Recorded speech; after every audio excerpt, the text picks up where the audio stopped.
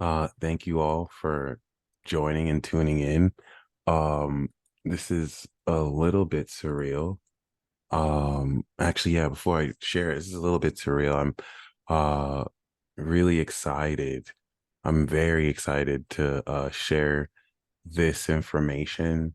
It's definitely something I've been studying astrology for close to a decade. I think I started 2012 and like anyone who has been enraptured or just drawn to the system or the poetry, if anything, that we see the stars speak, there's just this indescribable feeling of so much limitless potential as far as much as you may learn about a placement in a chart or what you reveal about who you are, that feeling that there's so much more to learn.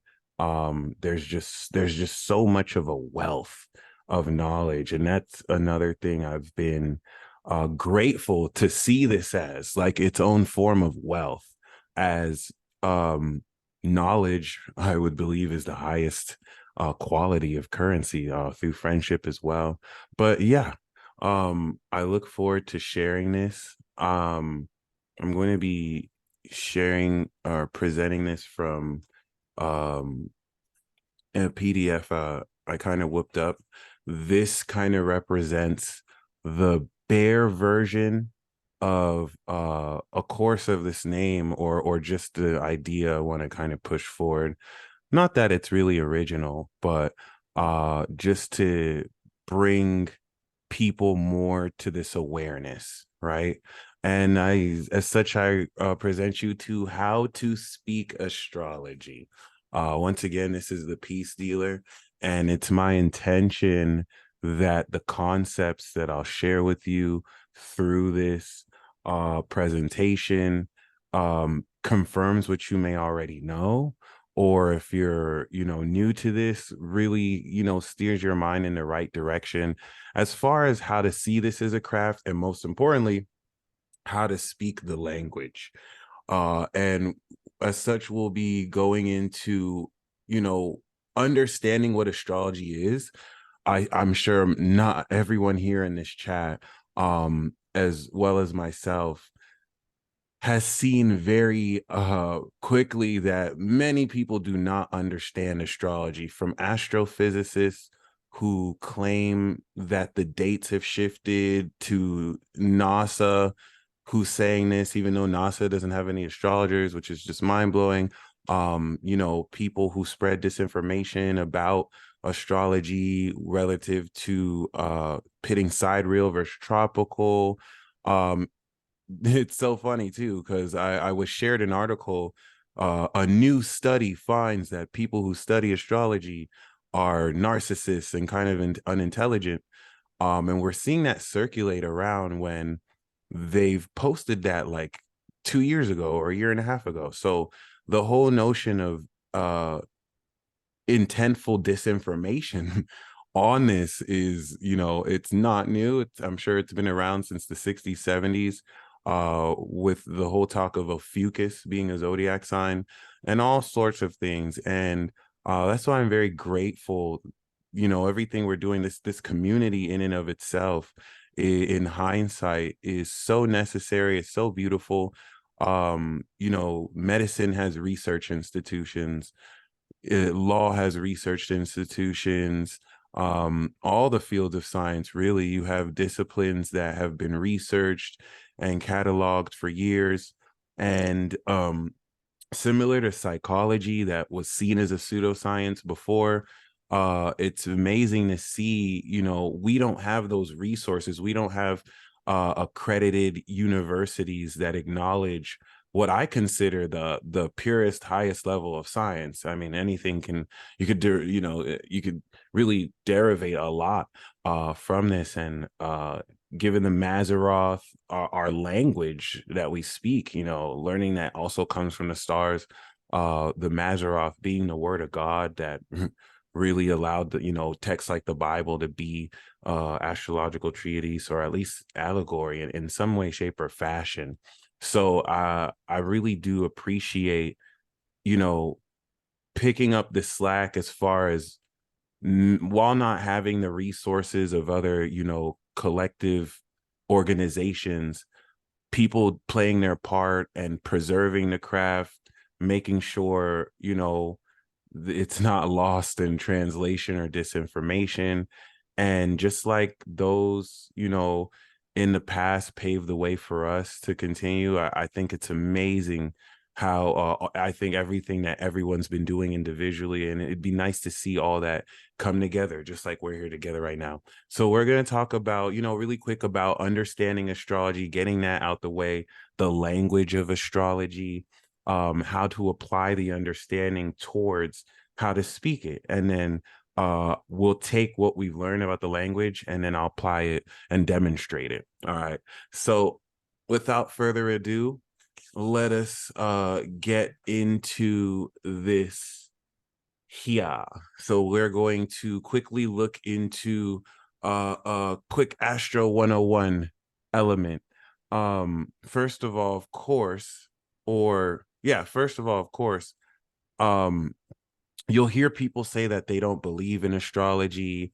You'll hear people say that, oh, this isn't necessarily even real, which is very fascinating considering the unsound nature of logic. Whenever you ask people why, they don't understand it, or you can see the biases written on their face. It's very, very fascinating as far as like the language used as well, because if you were to ask somebody who didn't know how to speak ancient Hebrew, right? You wouldn't necessarily say, do you believe in Hebrew? You would say, do you know Hebrew? And they wouldn't say, I don't believe in Hebrew. They'd say, no, I don't know Hebrew. I don't speak or understand that language. And that is pretty much astrology in a nutshell. Astrology is, the language of the universe, the language of cycles and patterns. And based on the way people speak about astrology, shows a lot about how well they understand it, versus the proliferated mentalist pop psychology that you see floating around on the internet and in articles, versus people who actually, have taken the time to study and have a well-rounded, versed, mathematically based understanding of what this is. Astrology, of course, is the translation of celestial bodies in the sky and its correlation with events that happen down below. And it's very fascinating how contradictory people are ready to get about just that, where we know quantum entanglement exists. We know, of course, quantum mechanics has proven the element of non-locality where atoms can respond to each other displaced in different places. And the moon does affect the tides. So the whole notion that celestial bodies and planets above don't affect us down here is very comical. And persuasive definitions are commonly given when speaking about astrology. Of course, a persuasive definition is a logical fallacy that takes the definition of something and explains it in a way that people want you to see it. For example, if I was a Democrat and I wanted to give a persuasive definition on Republicans, I could just say something very simple like, oh, Republicans are just conservatives that just, they're very greedy and they don't want you to have any rights.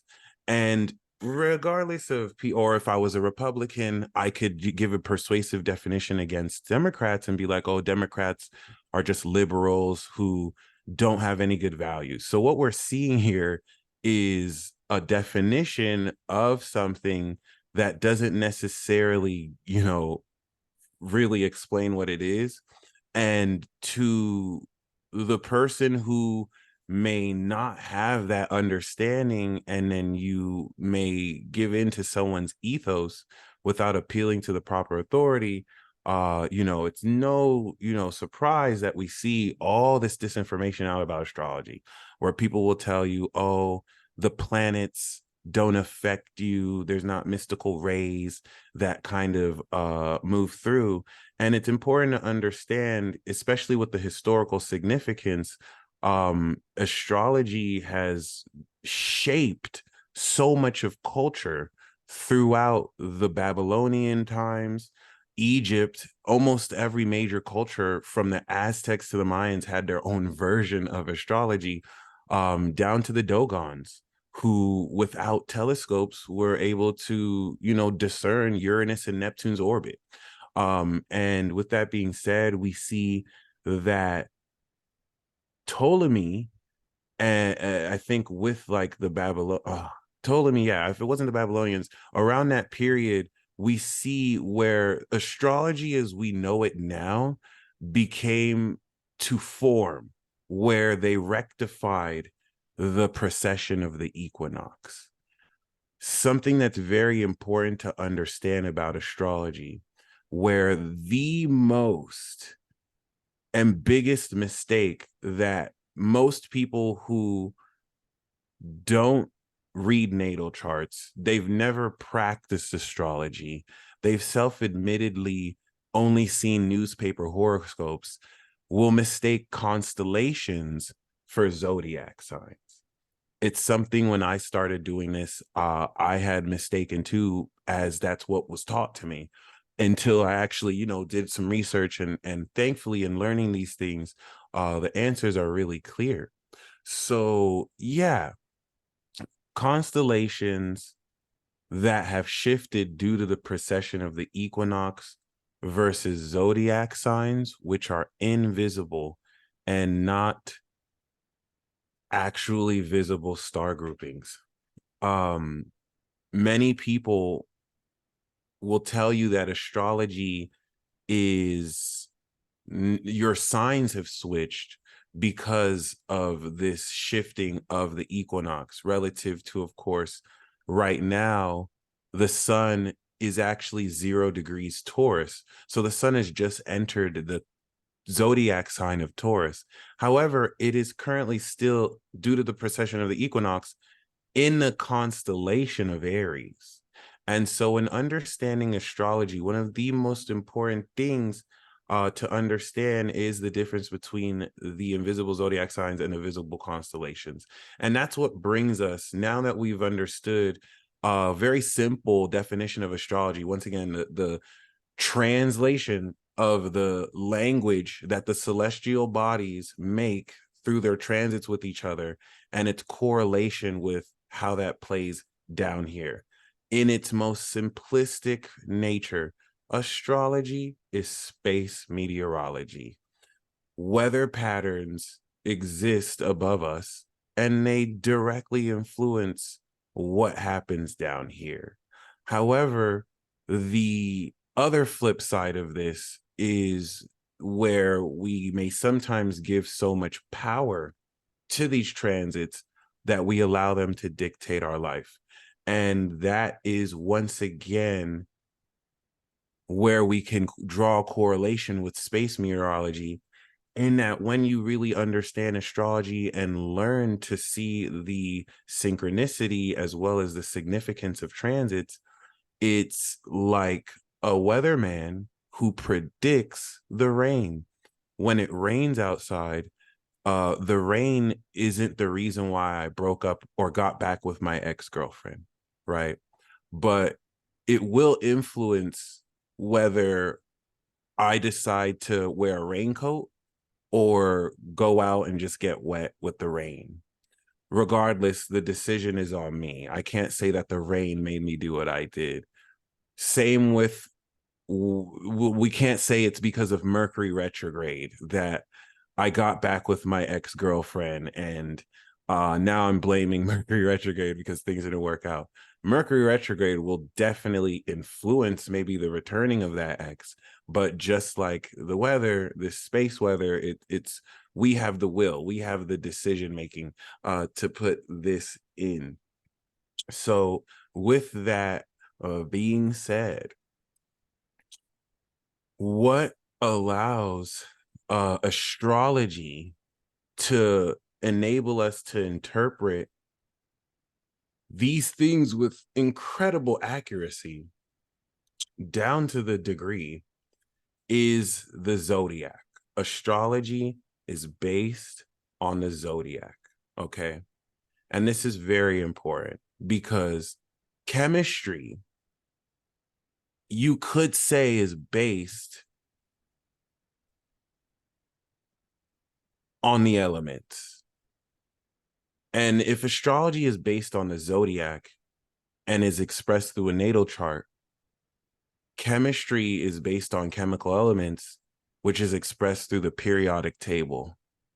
And when you really examine a lot of criticism against astrology, you find that it comes from people who, once again, they've never really practiced or studied a natal chart. They can't really tell you what a trine is.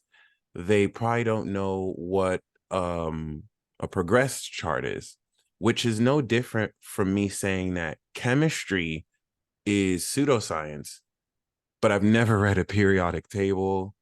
I've never done a chemistry experiment. I don't know a valence electron.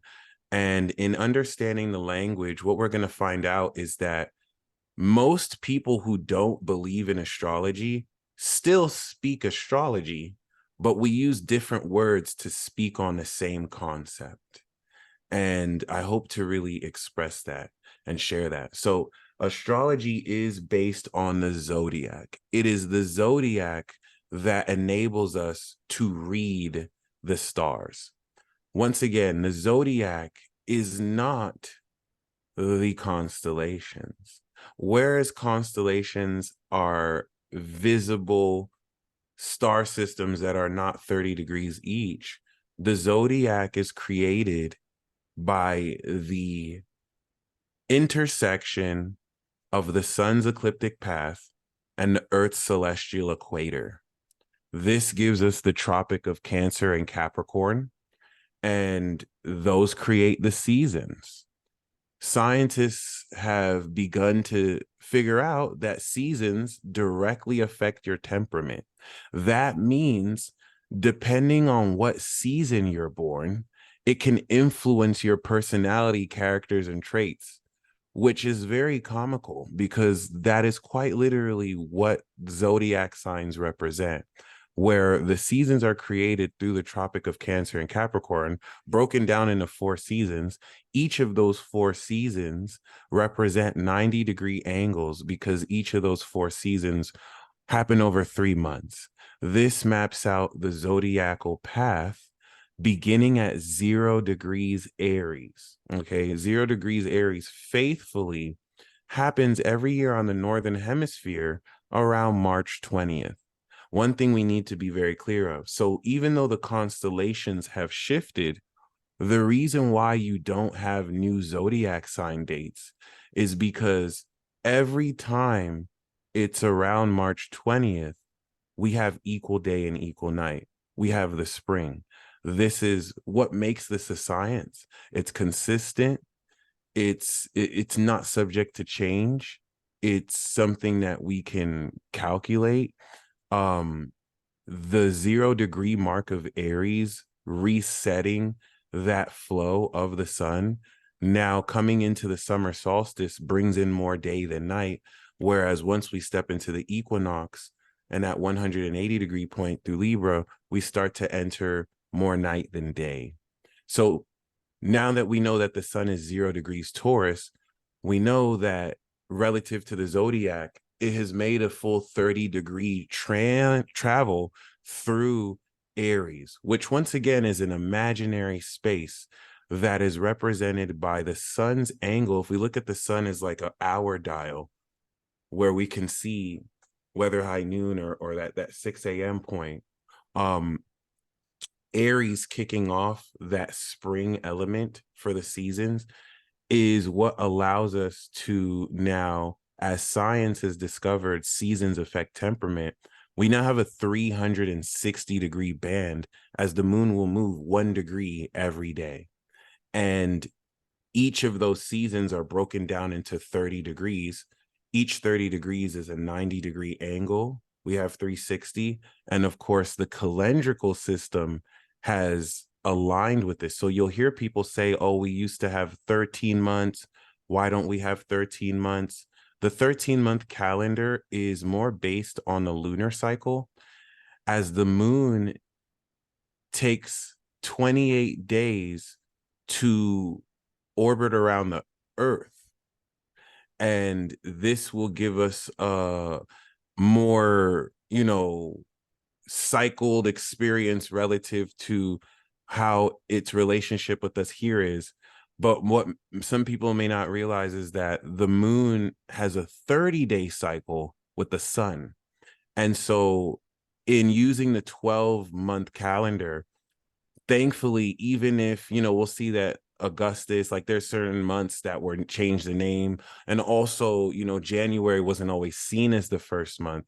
But thankfully, at least still having 12 months, even if they were called Flying Spaghetti Monster, Lasagna, and then March is called, at least just having 12 accounts for that 360-degree band with 5 extra days given in for leap years. Because, of course, the way we map out calendars, will not always be, we can give, a few hours to a day off in calculation as these planets are moving. And of course, we write them down in order to get a rough estimate. So, yeah, just like astrology, zodiac signs will speak on archetypes of someone's character during the relative seasons, we already have a scientific basis as for why zodiac signs relative to different seasons influence people's temperaments. But because there's a lack of understanding of astrology, it may be hard for people to understand that people who are seemingly disagreeing are quite literally speaking the exact same language, but just arguing semantics. So we know that the zodiac is what astrology is based on. The reason why the sun is 0 degrees Taurus isn't because it's in the constellation of Taurus. It's in the constellation of Aries right now. It's because we are within the 30-degree point that during this equinox still brings more day than night. And it's important to establish these principles because now we know that these interpretations aren't based on pop psychology where we feel like, well, this sign feels like this and they're not compatible with this. It's all mathematically based down to the degree, where each degree or each signature has a message. It translates information the way you would program an input. And of course, seeing this play out through synchronistic fashion is really one of the coolest things that we really get to do as astrologers. So once again, just to really recap that, it is imperative to understand the zodiac. It took me a few years before I really learned that. And once I learned that, my knowledge of astrology exponentially skyrocketed.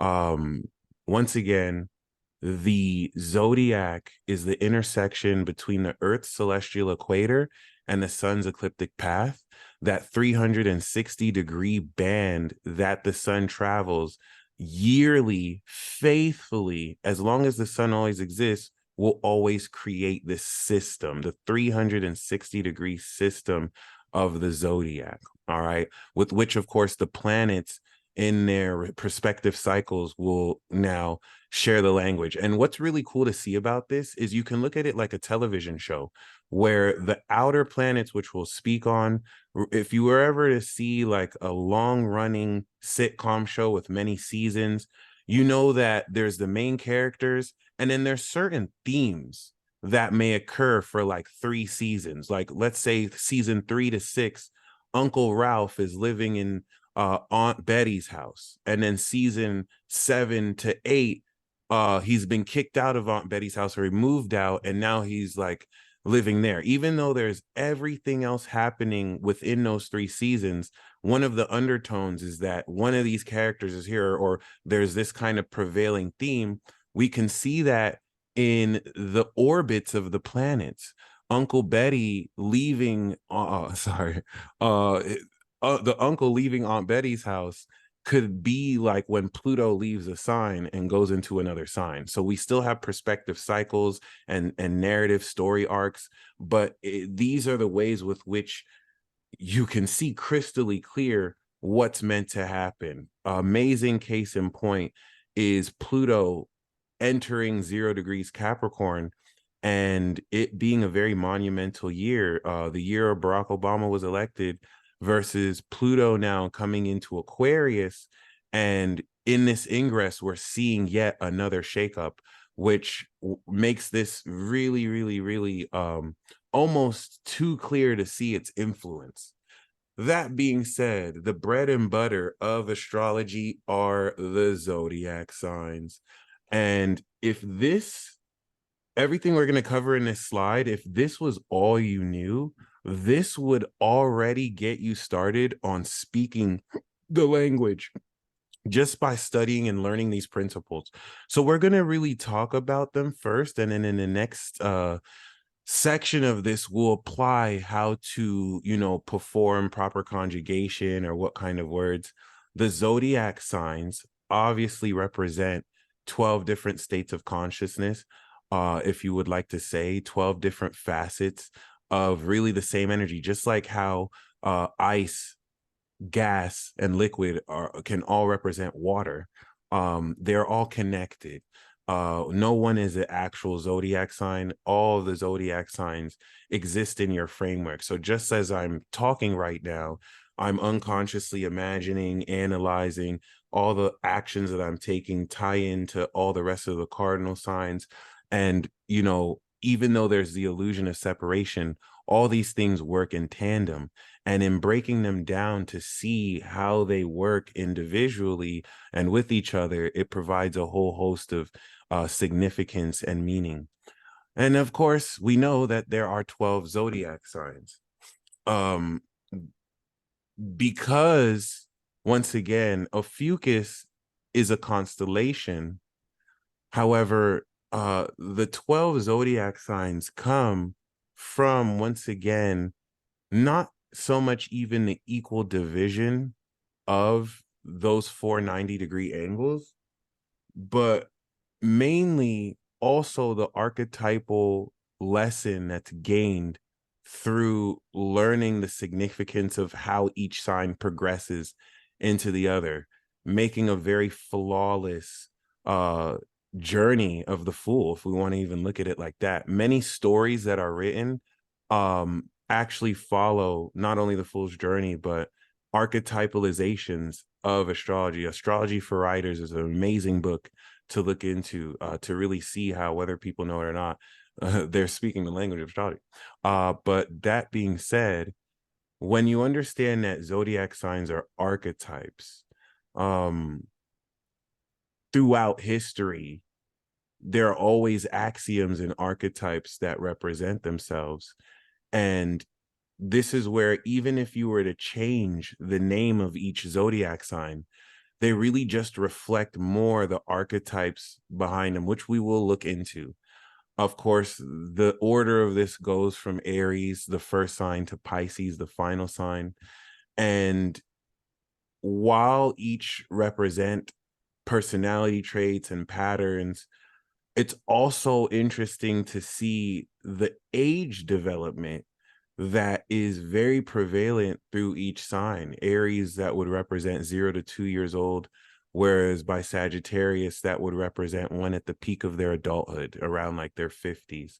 And how you can see this as well in actual people. We've all met, we've all seen people who share the stereotype or the word that, certain grown Aries adults act like babies versus, young Aquarius children who can hold adult conversations with other people.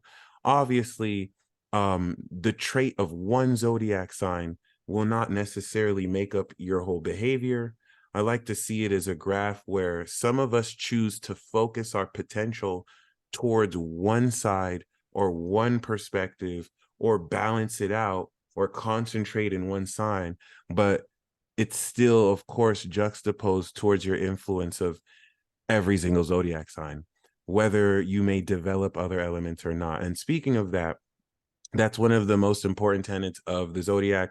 We have 12 zodiac signs, and then we have 4 elements. We have, of course, fire signs, earth signs, air signs, and water signs.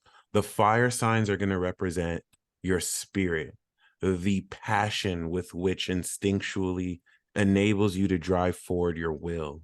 And then we have the earth sign that's going to represent your body, the grounded values that enable you to actually physically sense your earthly experience, as well as the physical strength and power that contains all the passion. Then the air signs are going to represent different elements or different qualities of your mind. All right.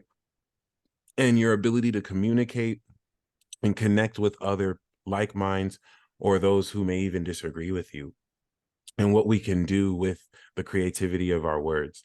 And then, of course, water signs, which are easily the most misunderstood zodiac signs, would represent one's soul. Um, and I wouldn't even just say emotions, but the psychological nature or the nature of one's psyche, and the depth of substance with which we can fill our earthly containers, as we are made of mostly water. It's very, very amazing to see people who have a concentration of one element versus a balance of many, and how, like, the passionate fire sign is very reckless and instinctual, whereas the very heady air sign with just air placements may have their head in the clouds. And in learning to really recognize the significance of elements, you really learn more about the nature of each element relative to how you see it expressed. And that's what brings us now to states. Whereas we have 4 elements, each of these elements represent different states: cardinal signs, fixed signs, and mutable signs. This, I think, is one of the most important facets of zodiac signs that uh, people may miss. It'll definitely separate the beginner from at least the intermediate. Cardinal signs represent power. They start off every season: Aries, Cancer, Libra, and Capricorn. This is the force. This is going to represent the actions that develop one's character. And for example, for the fire element, we're going to have Aries as the cardinal sign. Fixed signs represent royalty, currency, and energy. And so they're going to carry on the potency of power, which is the cause of the cardinal, to generate energy, to now come into currency. Fixed signs are in any way fixed, permanent fixtures that enable us the solid or fixed ground in order to strengthen power that we have already activated. Hence, Taurus, Leo, Scorpio, Aquarius, the middle part of the season where we may come into the climax. Then we have mutable signs. Mutable signs end the seasons off: Gemini, Virgo, Sagittarius, Pisces, and they represent perspective or magic. After we've taken action with cardinal signs and then we strengthened our resolve through fixed signs, mutable signs give us the necessary perspective in nature of reviewing so that we can adjust our direction before we step back into the cardinal sign and we move in that direction. Very flawless. I think the best way to look at that is a fan, to see how they all work in tandem. If you put a ceiling fan on, you have to power it on, and that is going to provide power from the source. And then the energy from which is represents the fixed motion, right? You turn on a fan, and now the fan presents a fixed motion that is consistently moving around. Well, what does that fan and fixed motion do? It produces an effect of wind.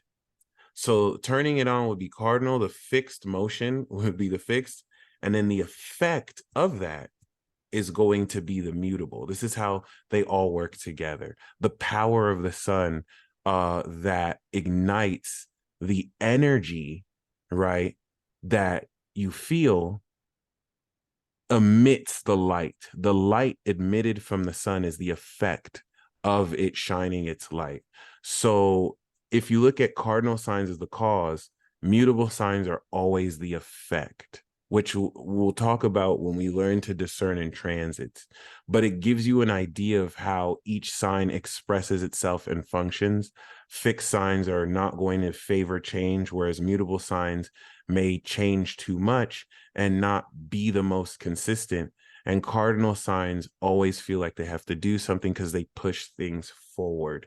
And in understanding these dynamics of how you possess these, how they progress, how other people play them out, it could really just provide loads of insight onto why people may act the way they do, or why things are occurring during certain seasons, or when is the right time to do certain things.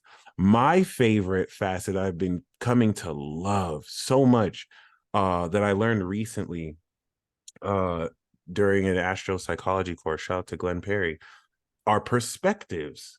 So the zodiac signs have three perspectives. And this is one thing that really opened my mind up to how verbatim and accurate this is. How the cool thing about all this is we can literally test it and see it immediately. If we were to experiment it, we'll get results immediately. You have three perspectives. You have individual signs, you have social signs, and you have collective signs. The first four zodiac signs, Aries, Taurus, Gemini, and Cancer, are the individual zodiac signs. They represent one's individuality. And whereas Aries is I am, Taurus is this is what I have, Gemini is this is what I think, and Cancer, this is what I feel. They not only represent one's focus towards their individual experience towards everything, but now this also correlates to the age development of a baby, where during, Aries is 0 to 2, Cancer is now from 9 to 12 years old. From 0 to 12 years old, you're developing your consciousness of who you are, from being a baby who has this sense of omnipotence because your parents, should they be good parents, are going to cater to you, versus by 12 years old, 10 to 12, you're still developing your identity based on your relationship with your parents at home. And it's very fascinating. You can see how people who have these zodiac signs are able to accomplish what they do by themselves. Doesn't mean that they don't work with other people, but we get to see where their strengths are. Cancer being the classic homebody, that, likes to really, feel or be comfortable in their own habitat. And this is a stark contrast from the social zodiac signs, Leo, Virgo, Libra, and Scorpio. This will represent the integration socially of the activation of one's individuality. Leo being a very prime example. Leo representing age 12 to 22, where now we're starting to develop who we are outside of the influence of our parents. This is now where we're going to high school. We're starting to build courage. We're starting to develop our talents. We're starting to make friends. We're starting to realize what it is we love to do. Before Virgo, which is now finally integrating that notion in nature of one's talents into a craft, into a trade. This is going to be 22 to 35, where someone might either be getting ready to get married or they're just graduating college, and they're figuring out how to really take their craft and work, build a routine, build their behavior. And we want to look at how now the individuality of Aries is presented on stage socially in Leo, which provides courage. The value of Taurus is integrated in the market of Virgo, which analyzes what you have versus what I feel is worth buying. And then the individual thought process of Gemini is expressed classically socially, like we're doing now through Libra. And then that individual feeling we share with shared feelings in Scorpio, which is what makes Scorpio such a complex sign. I mean, if you're sharing emotions and it's a sign of trust and sex, I have to trust you to be naked with you. This is what really adds to the complexity of water. But in just understanding that development, how now the social signs take who we are, and through interaction with other people, we're able to integrate this. The first four individual signs will represent the raw, basic power and abilities. And then the social signs will represent super energy and strength. So Leo, Aries is a raw power. Taurus is natural physical strength. Gemini is enlightened ability or enlightened mindset, and Cancer is psychic power, right? It's the breath, it's the doorway into metahuman ability. Then we have Leo, which would be super strength. Virgo would be, super synesthesia or super analysis. Libra would be super power, and Scorpio would be a much deeper, more saucy element of super strength. And I want to really give this concept out there, because now once we get into the collective zodiac signs, the last four, these are what we call the God zodiac signs. Sagittarius is going to take that identity of Aries, which was now on Leo, expressed on stage, and it's going to ascend this to a higher perspective. Sagittarius is going to represent the all-seeing eyes of God. The collective zodiac signs, Sag, Capricorn, Aqua, and Pisces, unlike the individual that's going to represent just me or you, and then the social that's going to represent us socializing, the collective is going to represent the entire world, themes that impact the entire world.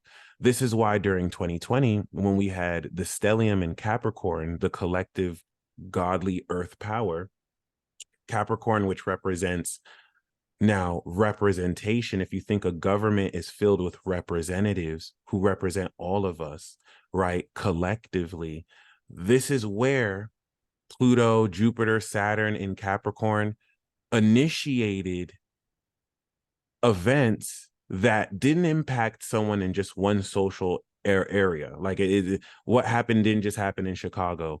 It happened everywhere around the world. And ironically, we had no planets in Libra. We had no planets in Virgo. We had no planets in Leo. We had no planets in the social signs. And what were we doing? We were socially distancing. Stark contrast to the 60s, the 50s, the 80s, where we had the outer planets touring through the social signs, and a whole lot of what we created, a whole lot of conformity, a whole lot of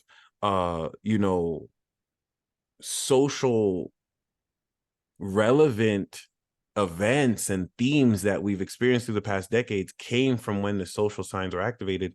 And now we're coming back to these outer planets coming through the individual signs, representing a whole new revolution, representing the creation of a whole new society, as eventually and cyclically we will come back to that social side. The collectives represent now the themes outside and beyond just what we experience individually.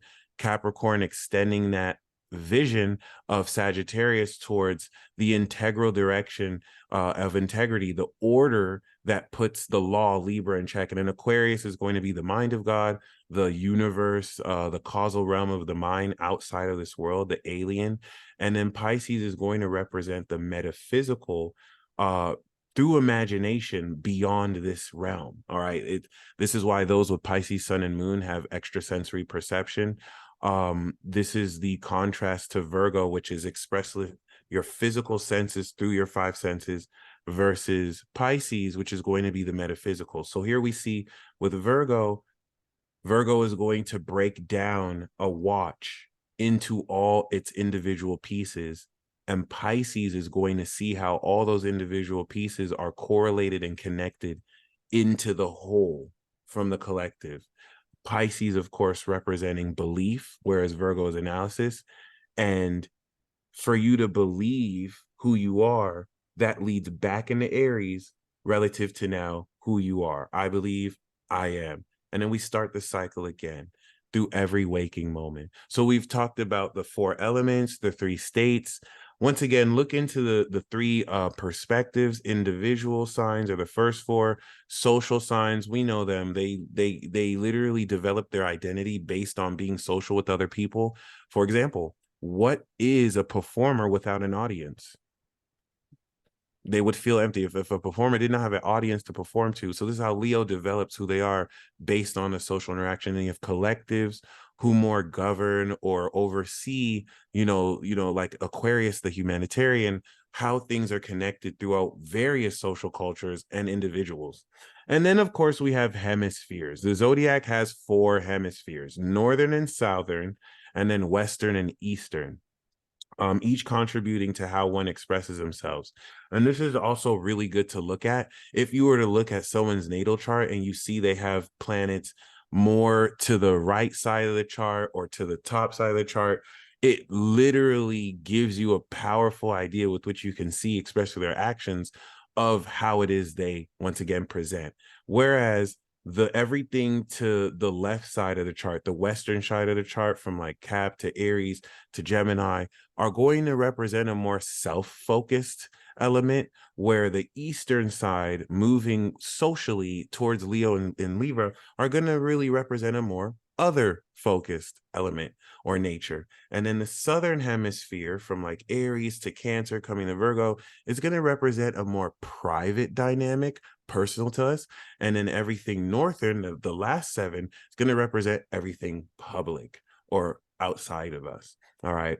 So that's also another way to see this. And that is, in a nutshell, a really great way to play with and see the zodiac signs. If you really just study more of these themes, so much will be revealed. And then, of course, we have the planets. The planets are like the mascots of the signs. If the zodiac signs are going to give us the flavor, right? Maybe we might feel like a cherry flavor or a lemonade flavor. The planets are going to be the mascots. These are going to actually be the drivers of each signs. These are the points that rule each of the signs. There, if the zodiac sign is the office, well, the planet's going to be the captain, just like Mercury is going to be the captain of Gemini or the ruler of Gemini and Virgo. So the role of planets is very, very important. And what's really cool about astrology is timelessly, you can see so powerfully just by the planet the role somebody plays, whether they embody it. It spells it out, despite the variability in how many different roles could be played. One planet can represent so many different things. Mercury could be both the communicator, the journalist, or the student slash teacher. The sun could be the performer. But it's very amazing to see this. For example, the MC in one's natal chart is their legacy.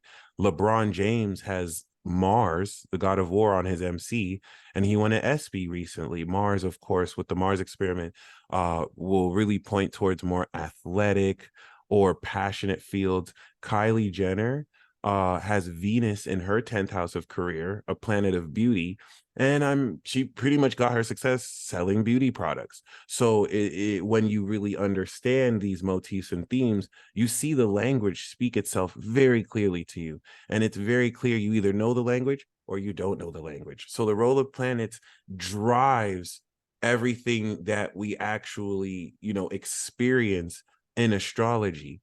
And we have the luminaries, the sun and the moon. The sun is going to represent your spirit and conscious expression.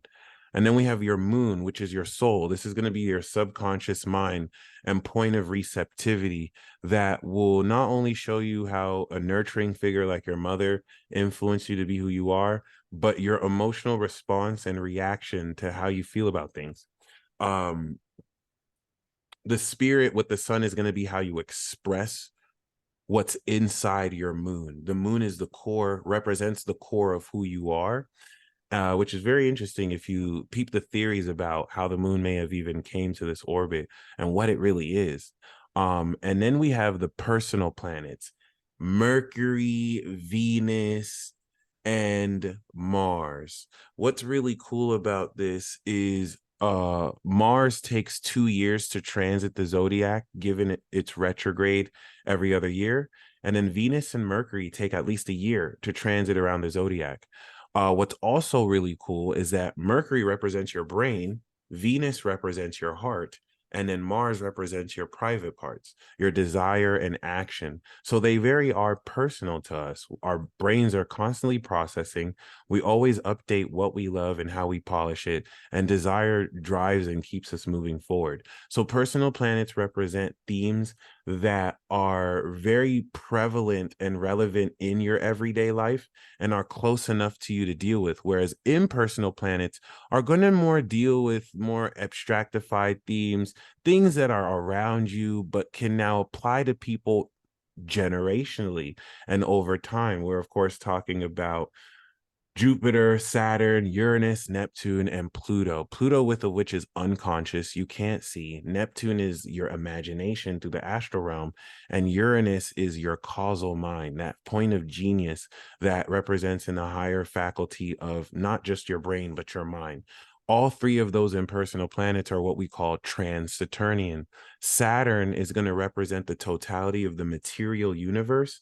And so we can look at that as the lines. We could look at that as the skeletal structure, and everything that orbits after Saturn operates outside our physical senses, just like we can't visibly see the other planets. And that's why Uranus will revolutionize systems set in place in Saturn, but also be seen as crazy. Neptune will transcend one beyond addictions or patterns, but can also be seen as delusional, because now we are incorporating metaphysical and supernatural phenomena outside of the bounds of what is material. And in a material reductionist society that's too imperialist, we've seen ample evidence of how Uranian, Neptune, and Plutonian vibes are barely just being integrated. Pluto, which is a major driver of psychology, is a prime example, given that, psychology was never really always even seen as a legitimate science, since we're dealing with things that are not as tangible. Jupiter, which is going to be the expansion element, the king of the planets, the Greco-Roman child of Kronos, is going to represent expansion, evolution, and how it is we interpret our philosophies. And it's very amazing to see how it is we can work with all of these planets in order to communicate and understand the language real time they're directly telling us. And it's really cool because we can also get personal with it. I like to be goofy. I like to actually talk to these planets like they're my friends, like I'm telepathically connected. And you'll be surprised. They talk back. We know Jupiter rules Sagittarius. I remember talking to Jupiter, and I had wanted something from the planet Jupiter. Very crazy, right? And I got exactly that 3 hours later by a Sagittarius woman. And knowing that Sagittarius is the daughter of Jupiter, ruled by Jupiter, I liked to believe that Jupiter listened to what I was saying and sent a Sagittarius to deliver that. And I can say confidently that's happened more than once. And I'm not the only one this happens to. And in really unveiling how it is we already do this, it just gives you so much more powerfully of appreciation of how well sequenced all of this has been, by all intents and purposes, maybe even programmed. Okay, next we have the houses. So if the zodiac sign is the flavor and the planets are the drivers, the astrological houses are going to look into where these events and archetypes play out. So we have the angular houses, which are similar to the cardinal signs, the first, fourth, seventh, and 10th house. The first house of your identity, the fourth house of your home, the seventh house of relationships and agreements with others and open enemies, and the 10th house of your career. All represent aspects of how you identify and establish and express your character, and are all very linked. Depending on how I identify with myself is going to influence how I express myself to other people. Depending on how I am comfortable in my own space really influences what I can bring to the world and how my reputation will be influenced. And so we call these the angular houses because they happen at these 90-degree angles. Then we have the cadent houses, which is going to be the second house, the fifth house, the eighth house, and the 11th house, which is going to really look more into what one has, the quality, just like the fixed signs, of their not just values, but the strength relative to each element that we see being established here. Fifth house, of course, representing one's creativity and courage and ability to express one's talents, as well as undergraduate education. However, its connection with the second house is one's finances and confidence and self-esteem. So now we see that, of course, if I have a weak second house and I'm not as confident in my values, that's going to affect how much I express my talents in the fifth house. And then the eighth house is other people's money and resources, hence why we draw boundaries through this house. Because if I have a weak second house and I don't feel like I'm that valuable, then I'm going to allow in my eighth house other people to cross my boundaries, take my stuff. All right. I might have trust issues relative to stuff that I'm talented at doing. And if I don't trust people that well, that's going to further constrain how much I can fully express my heart and talents. And then we have the 11th house, which is going to be your reward from career, rather your friends and associates. Some people say the fifth house are friends of the heart, whereas the 11th house are the colleagues you meet at work or friends who align with your career goals. But it's once again very interesting. The highest octave here in the 11th, who you're around determines who you are. And so the stronger and more confident my second house is, and eighth house, I'll have less trust issues with people who in the 11th house, I feel belong with me, that house of belonging. And we see that fifth house of talent that we can perform to the audience of the 11th house.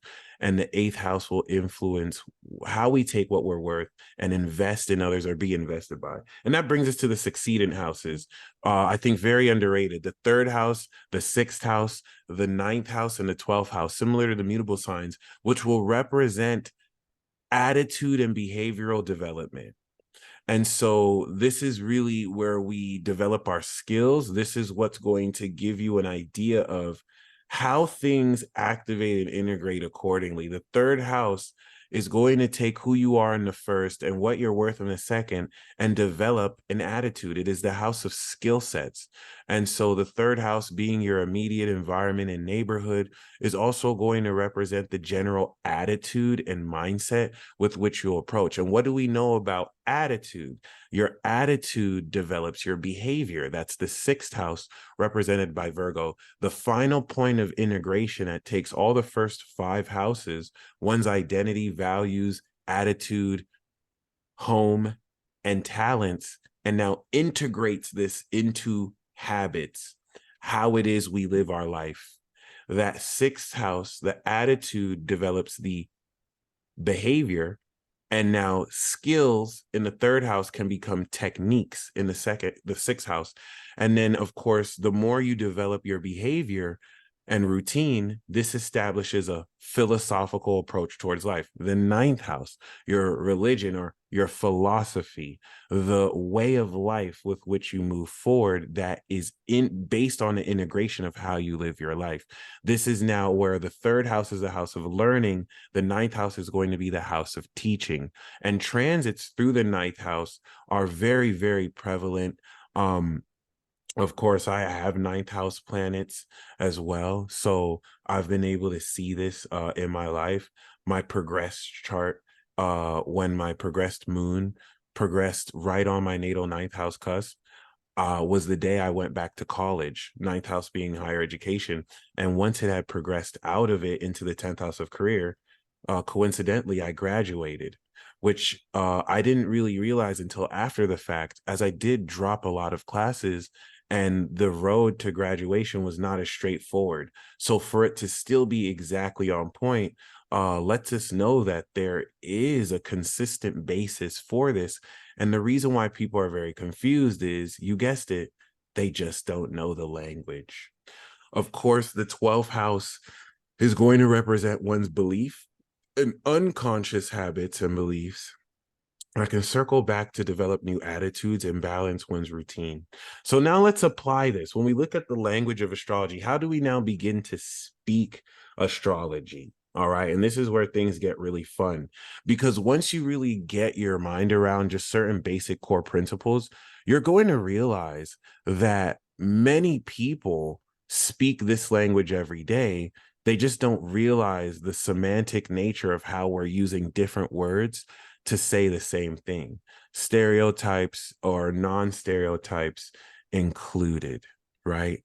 So when we look at the symbolic representations of how zodiac signs, planets, and aspects really bring together a picture of how to express and make sense of what's occurring and happening, it's cool to one really examine the nature of each archetype. Each zodiac sign has an archetype that will really express how to really see something. And then when we look at the zodiac signs fulfill themselves through adverbs and adjectives. So, for example, Aries, the premier original individual, its primary archetype is the warrior, the prototype, right? The original. And it's very interesting where I've seen people describe uh like, for example, an Aries MMA fighter that was born during Aries season. I've seen somebody say that person is a warrior, right? But if you were to say, oh, that person is an Aries, they would tell you, I don't believe in astrology, even though you just said that they're a warrior, because that person doesn't understand that that zodiac sign Aries is a archetypal representation of the warrior. Both people are literally saying the same thing, but we argue semantics because people do not understand astrology. All right. And so when we look at the zodiac signs represent a need that must be fulfilled.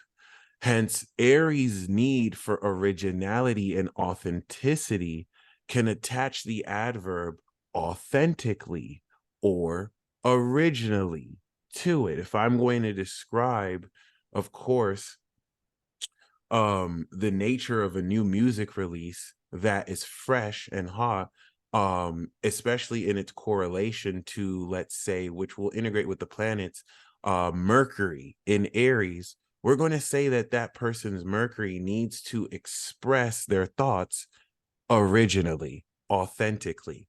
Taurus is going to represent the connoisseur, but also the producer, okay?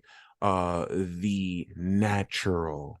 And as such, the adverb with which we can attach to Taurus is the need for things to be done naturally, stably. In fulfilling this need, it allows the sign to express its true potential. Whereas when these needs are unfulfilled, we start to see the negative element of the potential. When that Aries need for freedom may not be fulfilled or relative to the integrity of one individual, we now see that that Aries expression could be distorted in being very selfish and self-absorbed.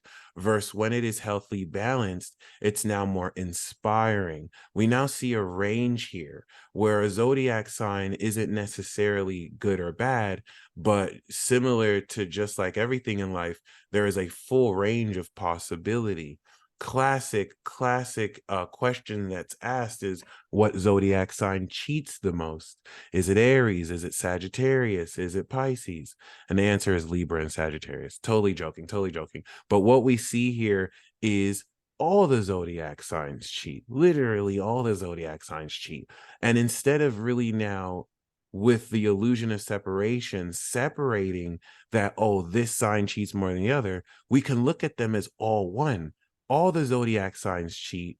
All the zodiac signs are faithful, but you're going to see the different flavor of how different zodiac signs are cheat. A Scorpio may cheat a lot more strategically and sneakily than maybe an Aries that might be more reckless with the way they cheat, whereas a Taurus may be loyal in a much more possessive and grounded way, whereas an Aries might be a lot more fierce. A Scorpio might be a lot more extreme with their loyalty. And now when you look at the fact that they are all one essence expressed through different states and elements, it allows you to see how we're all connected in similar fashion as well.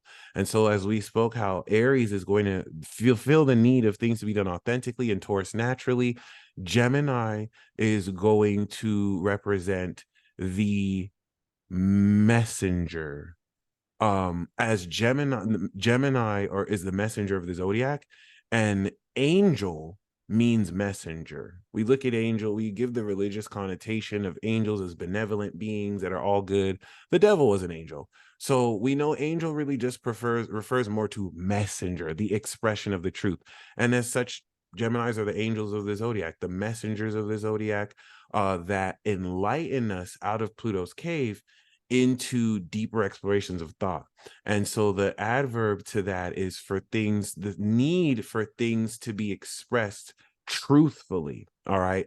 And then we have Cancer. The archetype for Cancer is going to be the priest, the priestess, the cardinal bishop, um, the psychic, right? Obviously we are going to see many archetypes, but I'm going to just keep it to one adverb and one archetype, although there is a varying range. And I do invite you to play with that to see how much more can kind of correlate with this. But the adverb for Cancer is going to be things done sincerely, especially when we think of how Aries is authenticity and originality. Well, now Aries is going to have its home in sincerity. If I'm sincere about how I feel, I'm going to be able to share how I feel freely. And, being, of course, felt is another really great need that will allow Cancer to be fulfilled. Leo is, of course, archetypally going to be the royal king or queen, whereas Taurus is also natural royalty, the self-made king or queen that got it out the mud. Leo is social royalty that walks down the red carpet. This is the performer. The classic archetype of Leo is the stage performer. All right, which is going to step up on stage and take the first four signs of their individuality and through their heart express that. This is a version of this where I'm performing this in a way. And the need for Leo is to, of course, express themselves not only passionately, but we could get this sense of righteousness. It's another great adverb or adjective rather, and or a noun, but we also, or righteously, awesomely, right? If Aries is raw, Leo is going to be the king and queen of awesome. This sense of just marveling at how, awesome something makes you feel. And that brings us to Virgo. Virgo is going to be the archetype of the critic, the master. We all know a Virgo that's going to criticize work that's been done. And it's very necessary because we need iron to sharpen iron. And sometimes we need an analysis of details devoid of biased feelings that give us a proper understanding of how things are really going. If Gemini is going to answer the question, what? Virgo is going to answer the question, how? If Gemini is going to represent the individual thought, Virgo is going to represent the social integration of individual thoughts through debate that now analyze what about these thoughts are real and what about them are just thoughts. Okay.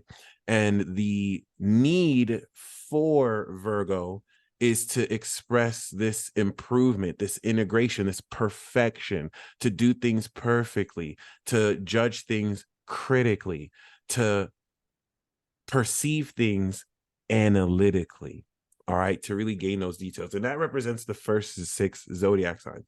Then archetype for Libra, if you think that Leo is the stage performer that expresses their talents, and then Virgo, the habitual consistency of repetition, is going to take those talents, and like Kobe Bryant, a very popular Virgo sun in the NBA, or one of the best Virgos in NBA, is practicing in the gym every day, even when other people aren't practicing. We're going to take that talent in Leo, master it, because repetition, or rather practice makes perfect in Virgo. And then what do we do in Aries? We perform that. All right. So whereas Leo is the stage performer, or that royal, Libra is the artist.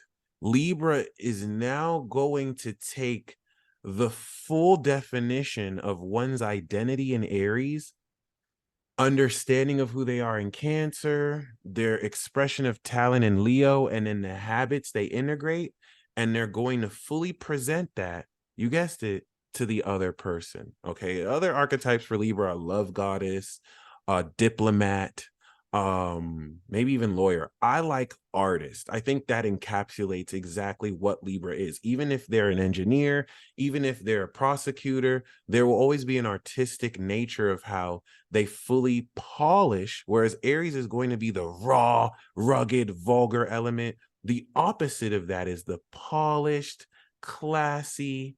I'm still going to insult you, but it's going to be a backhanded compliment. You won't know because I'm so nice. And it's really nice to see like the differences of how each archetypes represent near the same thing, but with different focus. So Aries, which is going to be more self-focused, Libra is going to be more other focused because the artist is presenting their art towards other people. They're showing how, they're reflecting the nature of the times. And of course, the adverbs and adjectives, Libra has the need for balance to be fulfilled. All right. And it's going to represent how altruistically, right, we take actions with other people because it's no longer about us. This is what makes Libra the activist. If you think an activist takes a cause, connects with other people, and expresses things moving forward. A great hip hop artist, Talib Kweli, who's also a Libra, said justice, which we know is represented by Libra, is what love looks like in public, which I thought was fascinating because we could see love as an expression of Leo, and Libra is a third house expression of what Leo looks like, all socially. And this is a classic example of how I was able to hear him rap that line, and the language of what he said translated astrologically, and how whether he believes in astrology or not, he was speaking that language. We constantly always are. And of course, Scorpio is going to be the archetype of the transformer or the purist, right? Scorpio is the dark lord in some senses, the pure king or queen, or the embodiment of wisdom. And of course, the need for Scorpio is trust, but also the need for things to be done purely. The extension of Virgo's relentless critical analysis that now cuts the extra fat and focuses this analysis through the balance of Libra very purely, which enables extreme devotion and concentration towards something, which is why they get very extreme, or which is why they're going to take things a little bit more serious, like Capricorn than most, as they invest a lot more of their heart towards things, as events and situations. But despite the varying archetypes for Scorpio, stereotypical or not, very, very, very powerful sign, the last social sign before the collectives.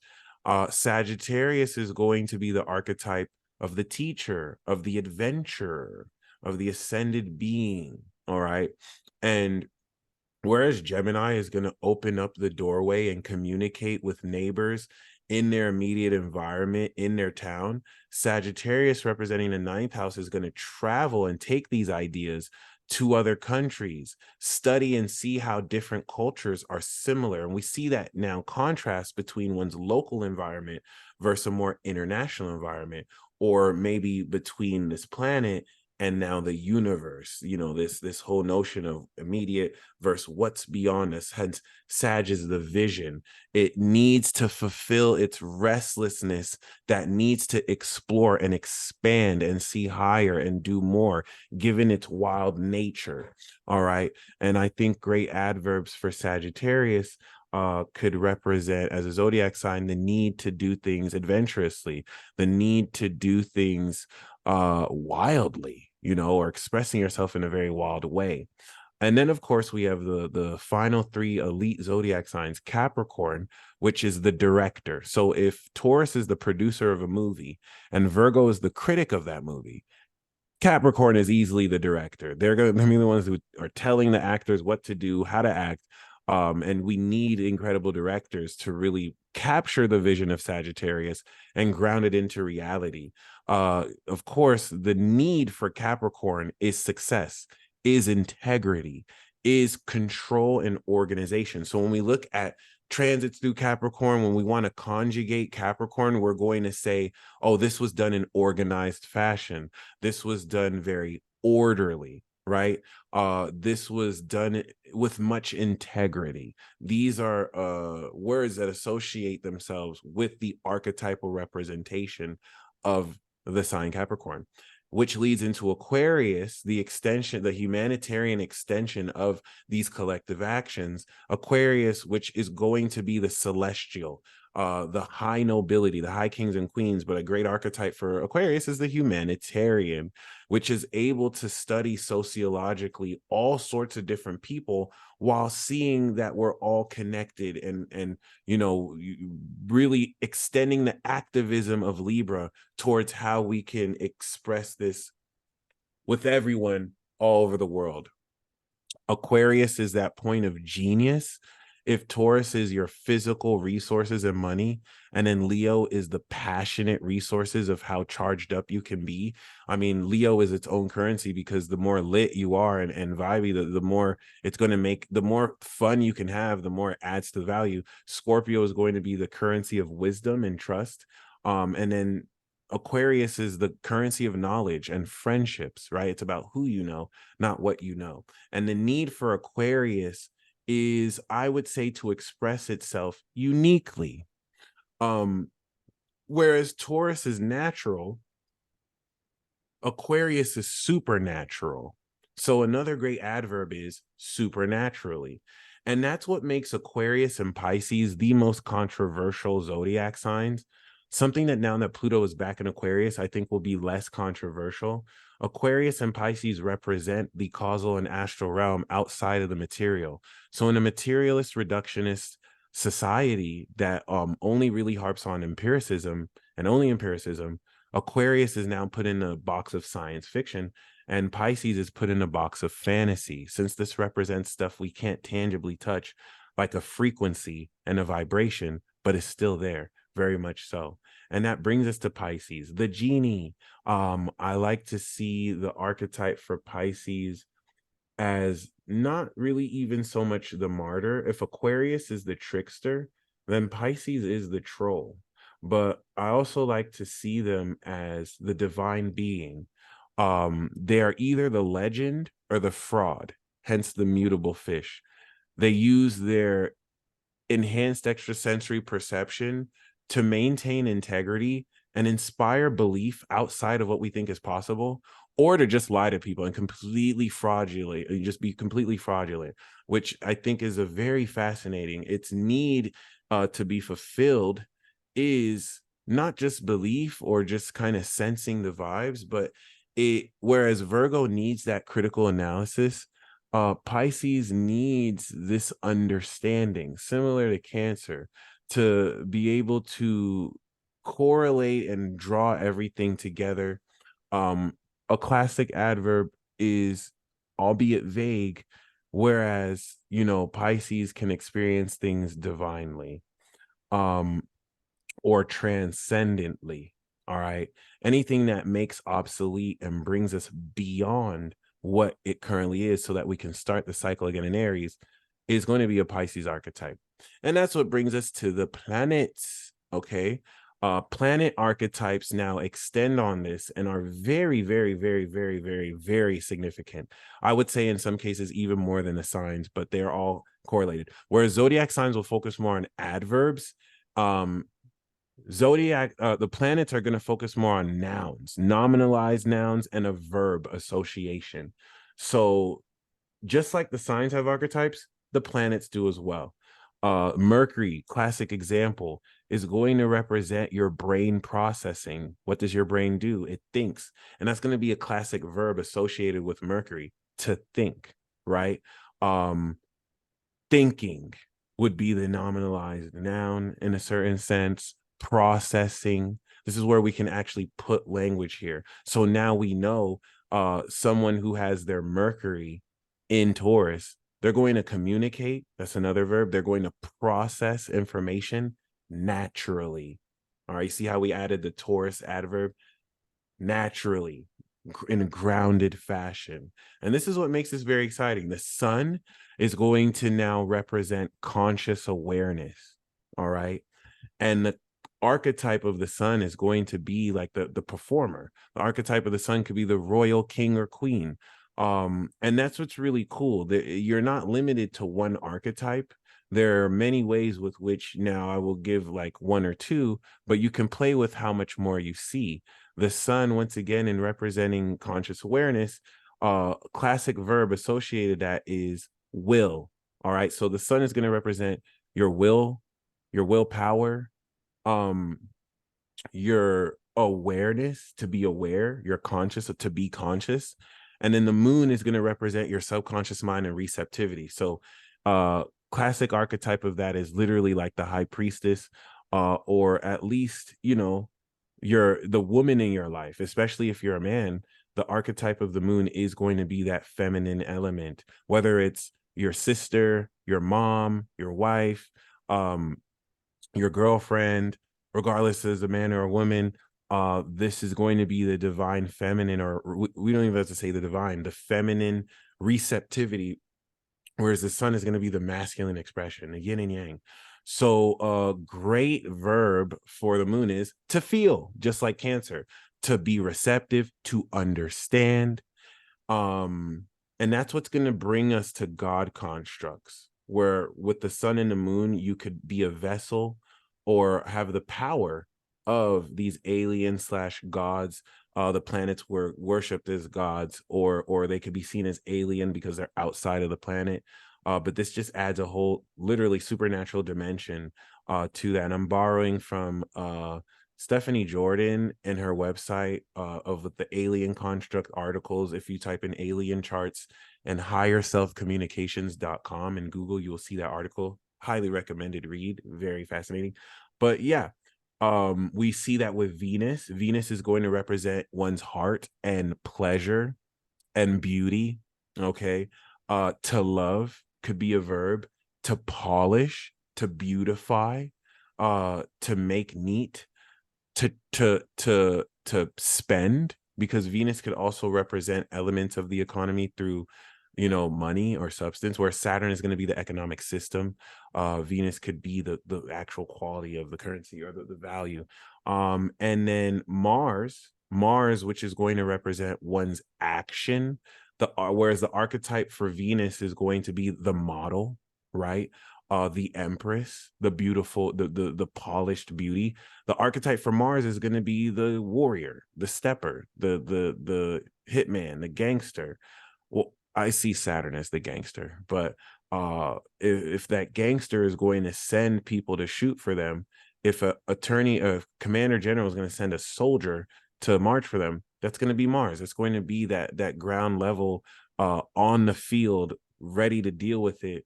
God of war. Now we hear here the warrior, just like Aries. And the verb for Mars is to act, to take action. Actions, to desire is also a really good one. And to, you know, anything associated with sexual action. Venus is going to be feminine sexuality, how you like to receive it. And then Mars is going to be masculine sexuality, how you like to do it. All right. And then we will step into Jupiterian archetypes, which could probably be seen as like a philosopher, a teacher. I don't think there's really just one for that, but a really good verb for that is to interpret, to expand, to evolve. Saturn is going to have the archetype of, you know, the judge, but also like Capricorn, the director. It's going to have the archetype of course, karma. It is the representation of karma and the limitations that are necessary in order for growth to, come through breaking through old limits. Which Saturn is very fascinating. Like if we think of the limits of our body right now, our subconscious doesn't process everything because it will overload our brain. Our bodies literally limit latent energy and power so that we're not using so much more. This system, this control, all Saturnian principles. Saturn is going to represent the physical material totality of the entire universe and the world. And a great verb for Saturn is going to be to control, which is really more like a Capricorn, to focus, um, to reap, as Saturn is kind of seen as the sickle. But what's another really good one? I would even say to judge, but yeah. And to liberate, that would be the best verb, because even though Saturn is seen as limitations, it is the planet of liberation. All right, through really, we might see Jupiter and Sag as freedom, but it's what leads into the integral discipline, which of course unlocks liberation. And then Uranus, a great archetype for Uranus is the revolutionary, right, who has to innovate what systems are already at play when they're no longer relevant or when they're outdated. This requires disruptiveness. This requires genius.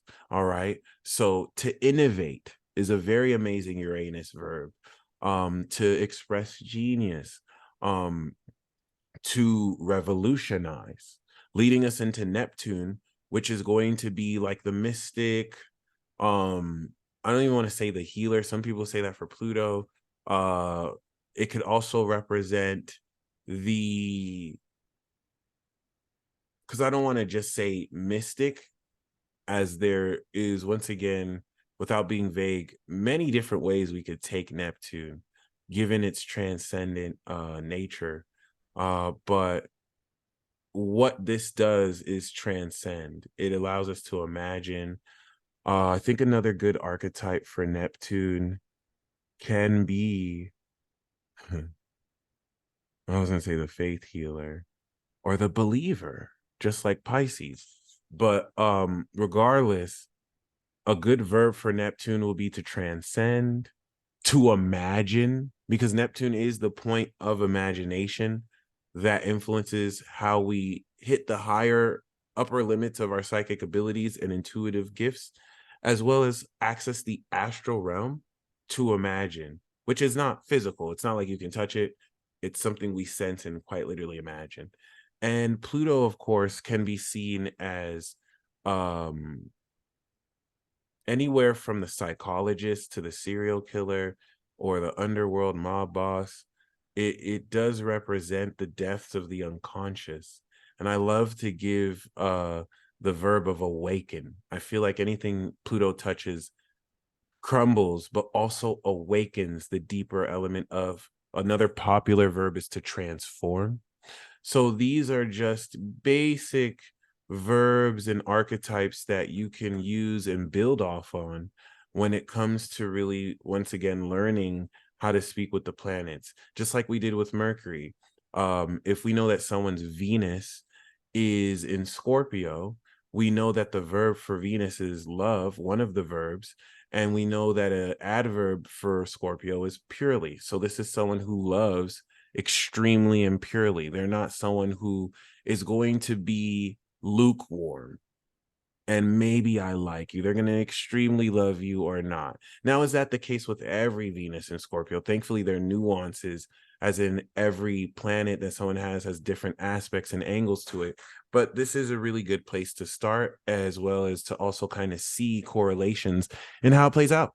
And that's what brings us to God constructs. So now that we talked about the planets in your natal chart, if you have any planet, so the article really focuses more, the whole notion of alien constructs focuses more on outer planets like Uranus, Neptune, and Pluto and Saturn. But this actually works with even personal planets. I call them God constructs. It really, you can call them planet constructs, alien constructs, but basically if you have any personal or outside planet on your rising, this is going to make you an instrument of that planet. And it's going to enable you to quite easily flow the nature of this through the expression of your personality. This is seen through people like myself who have Mercury on the rising. We are effortless, gifted communicators. We don't really have to think a lot about what it is we want to do. It's right in the mind. We're instruments of this communication portal or expression. Whereas now, if you have these planets on your sun, you imbue the power of this. Classic example is Kanye West and 50 Cent.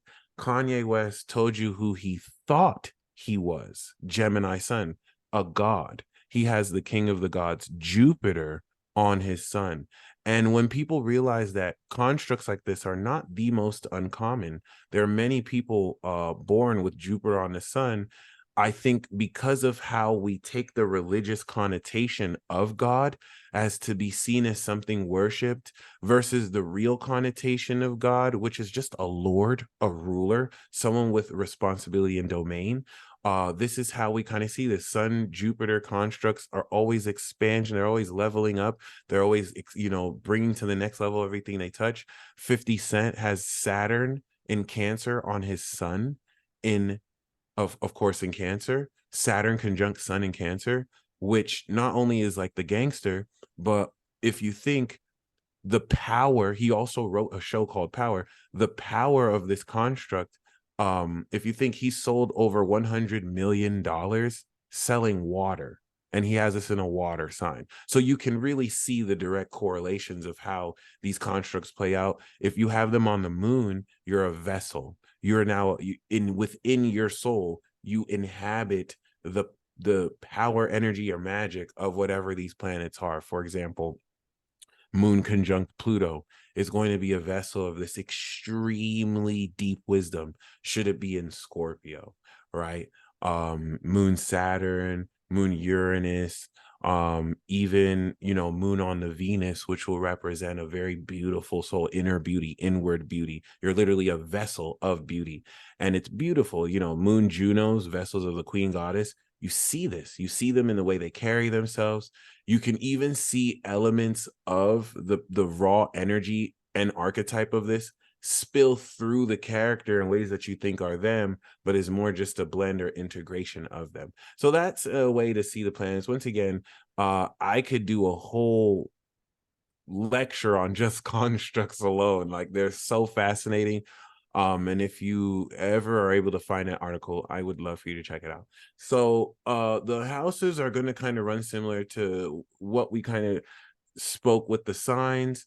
The angular conjunctions are going to really speak on language that's more relative to one's identity. The first house is I am, just like Aries.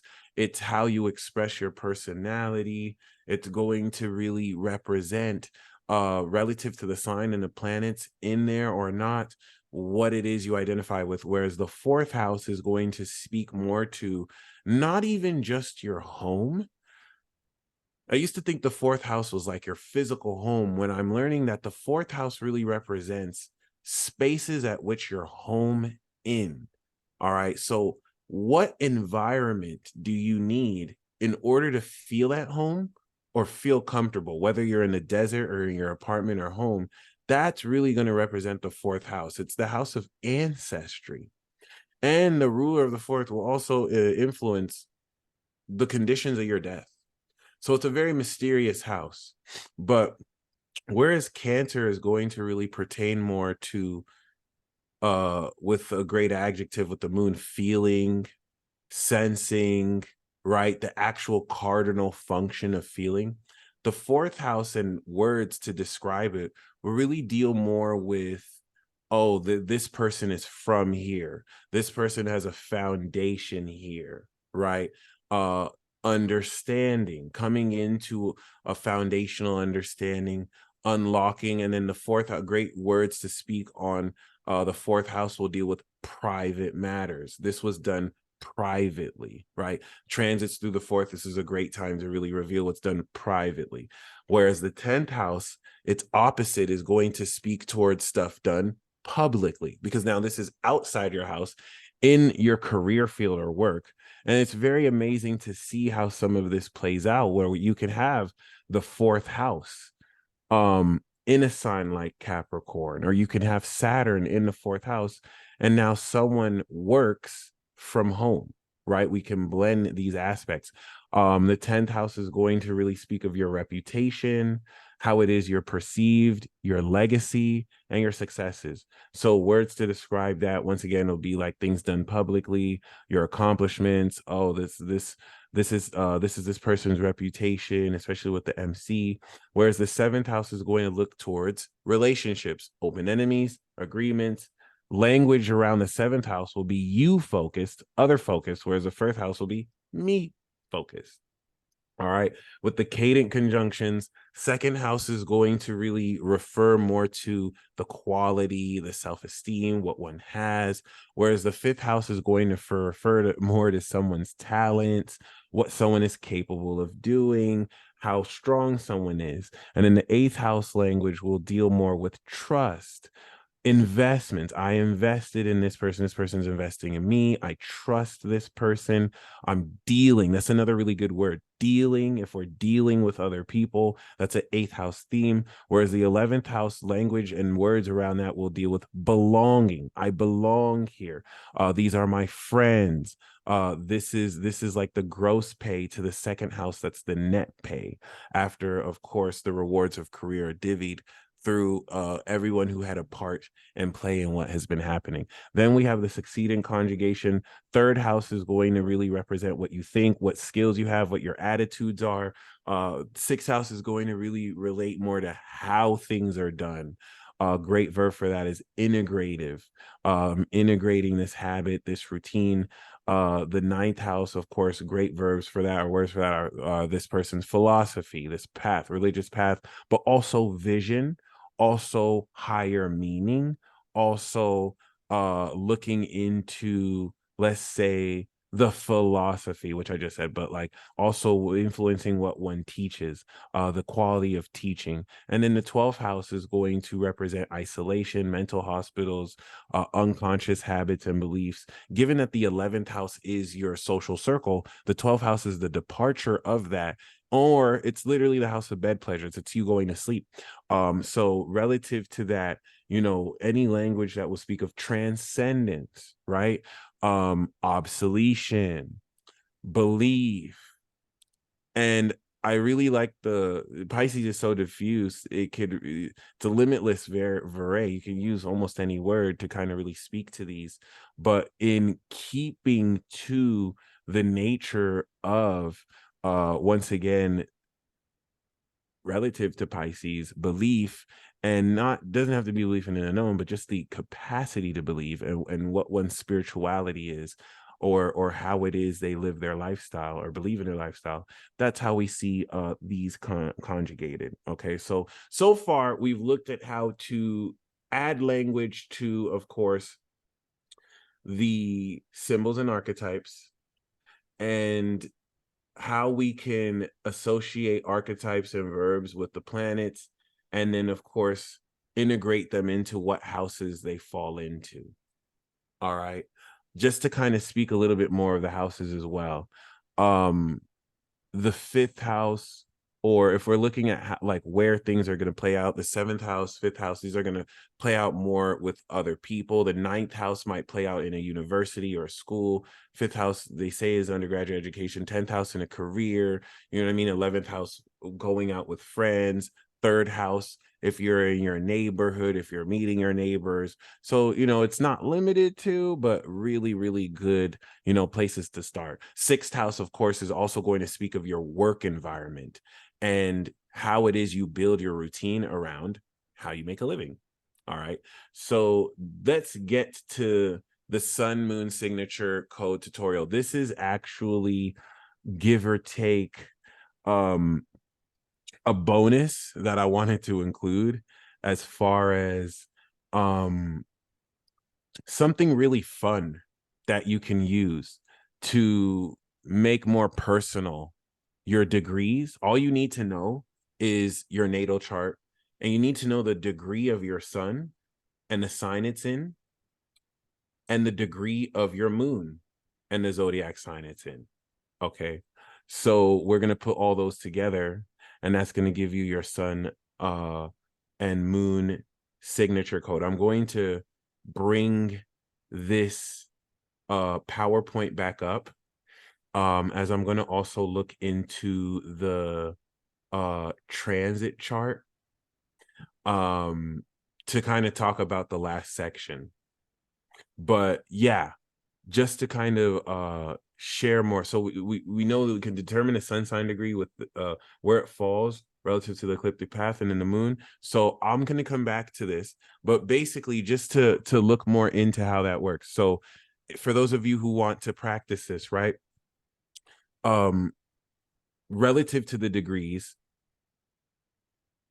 you can tell just in degree form each of the signs. And it would have been better if I had appropriate PowerPoint to kind of break this down so you can see it visually. But going really quick, 0 to 30 degrees is Aries, right? That's the language. That's actually what makes Aries, the 0 to 30 degree ecliptic path of the sun. 30 degrees to 60 degrees is Taurus. All right. Whereas the 0 to 30 is the conjunction, especially between planets. 30 to 60 is like the semi-sextile.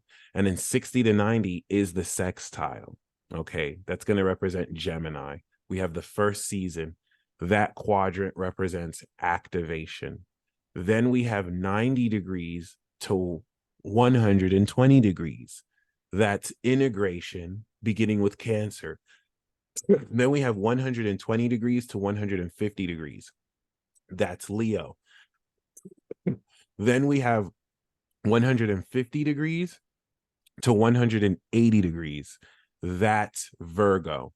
Okay, the final point of integration.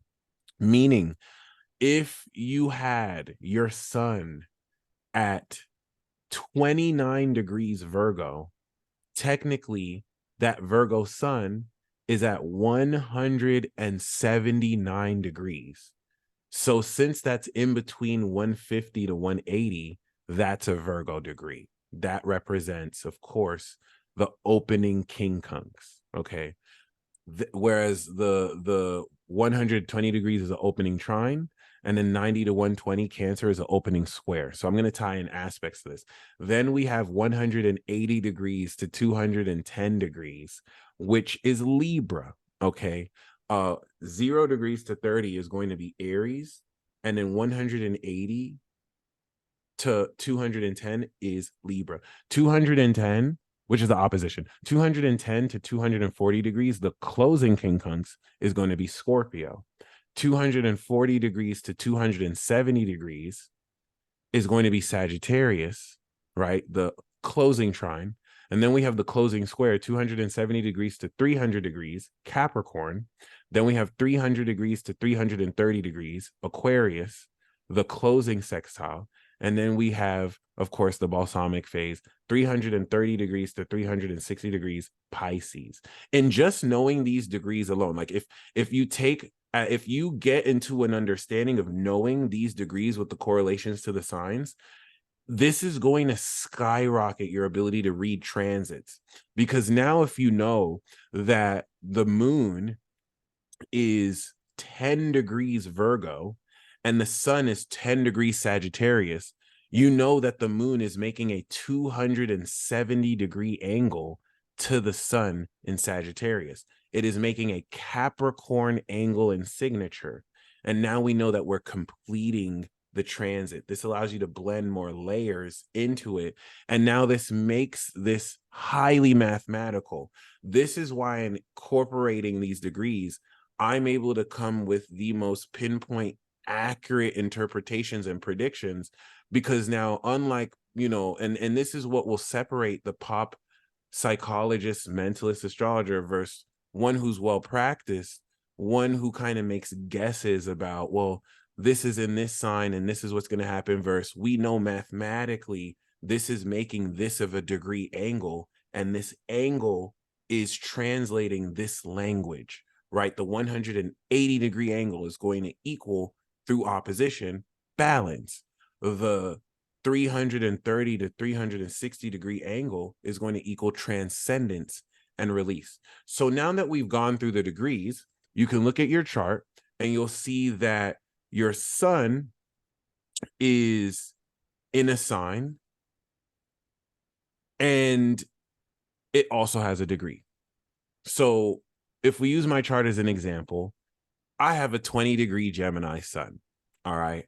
So the degree for me from the whole 360-degree is going to be 80 degrees, because we know that Gemini is the 60 to 90-degree angle.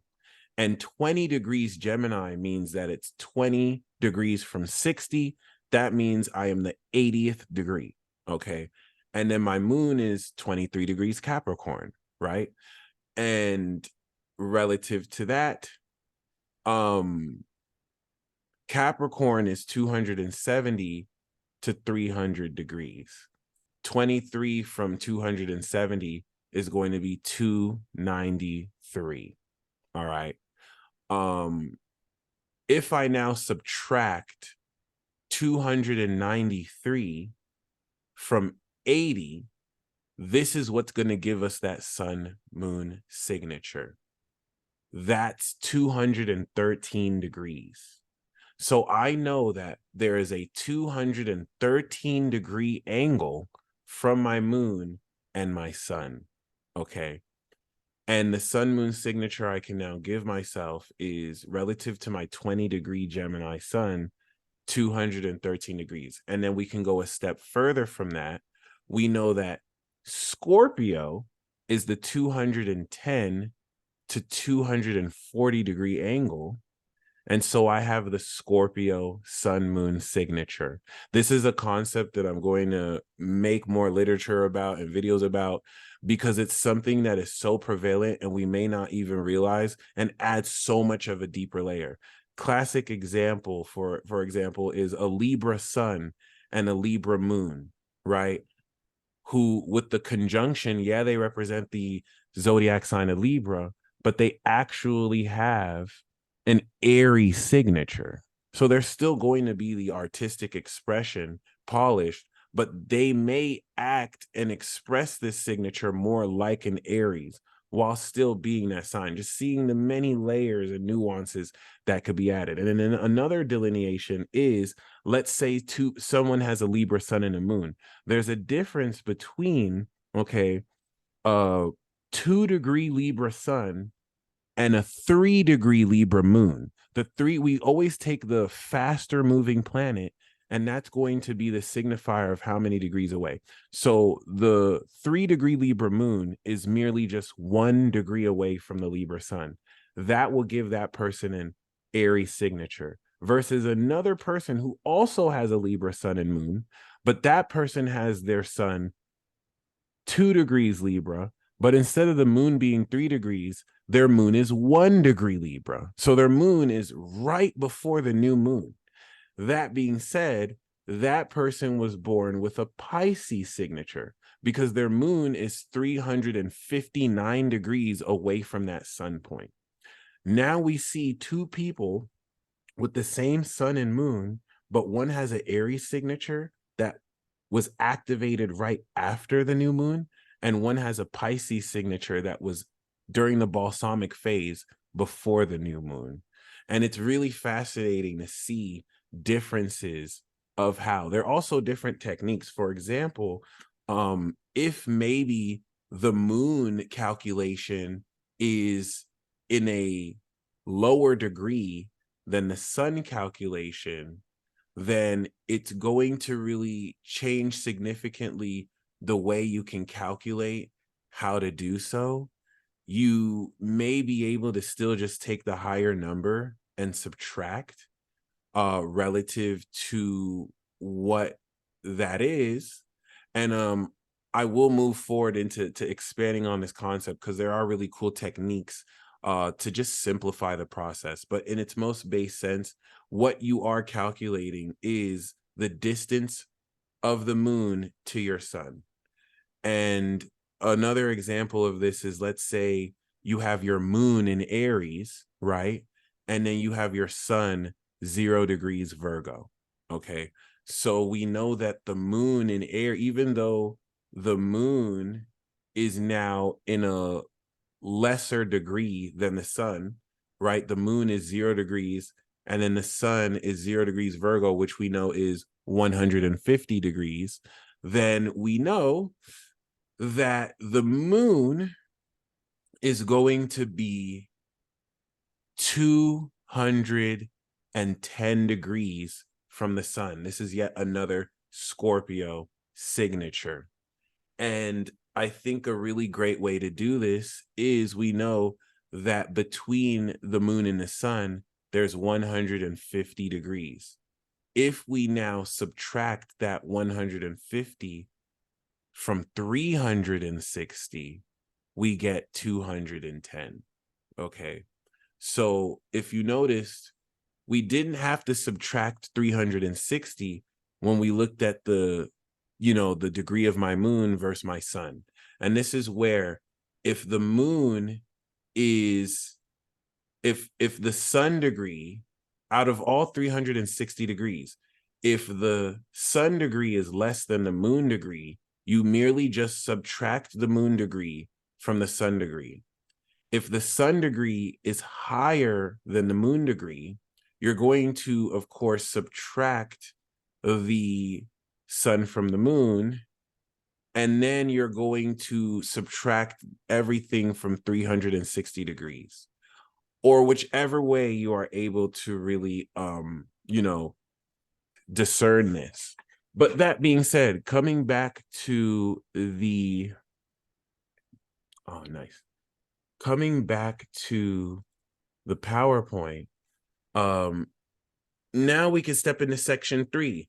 How do we now apply what we've learned about the language into what we're actually going through? And that's what I'm going to really do. I'm going to now apply what we've learned through now explaining the transits for the rest of the year. Okay.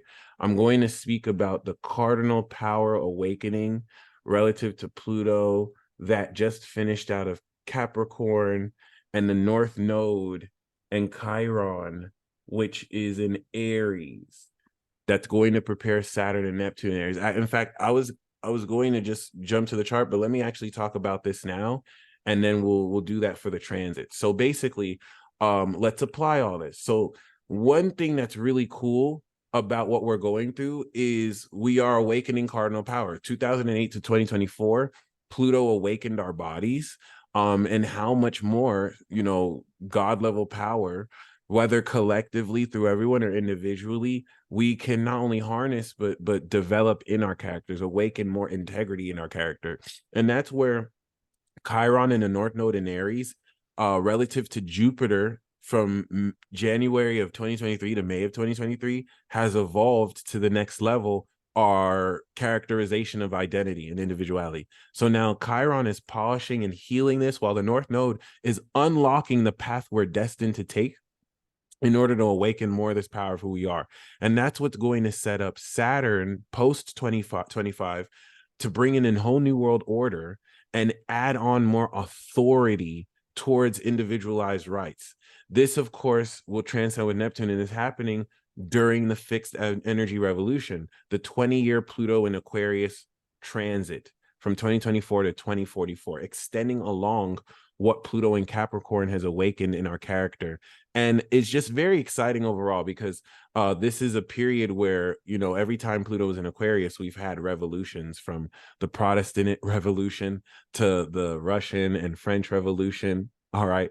And this happening with Uranus and Taurus, which is expanding the unique quality of how much we can sense through our physical 5 senses, and how naturally and more tangible we can make this experience, is not only kicking off the next part of this Jupiter cycle, but also, adding to the wealth that could come from evolving this. But this, of course, is revolutionizing the way we'll see energy be harnessed in our bodies and outside our bodies. Then, of course, we have mutable magic evolution. Post-May, Jupiter is going to enter Gemini. I like to think this means Geminis are back. But this is going to really expand everyone's thinking process relative to 2012, where we did it last time.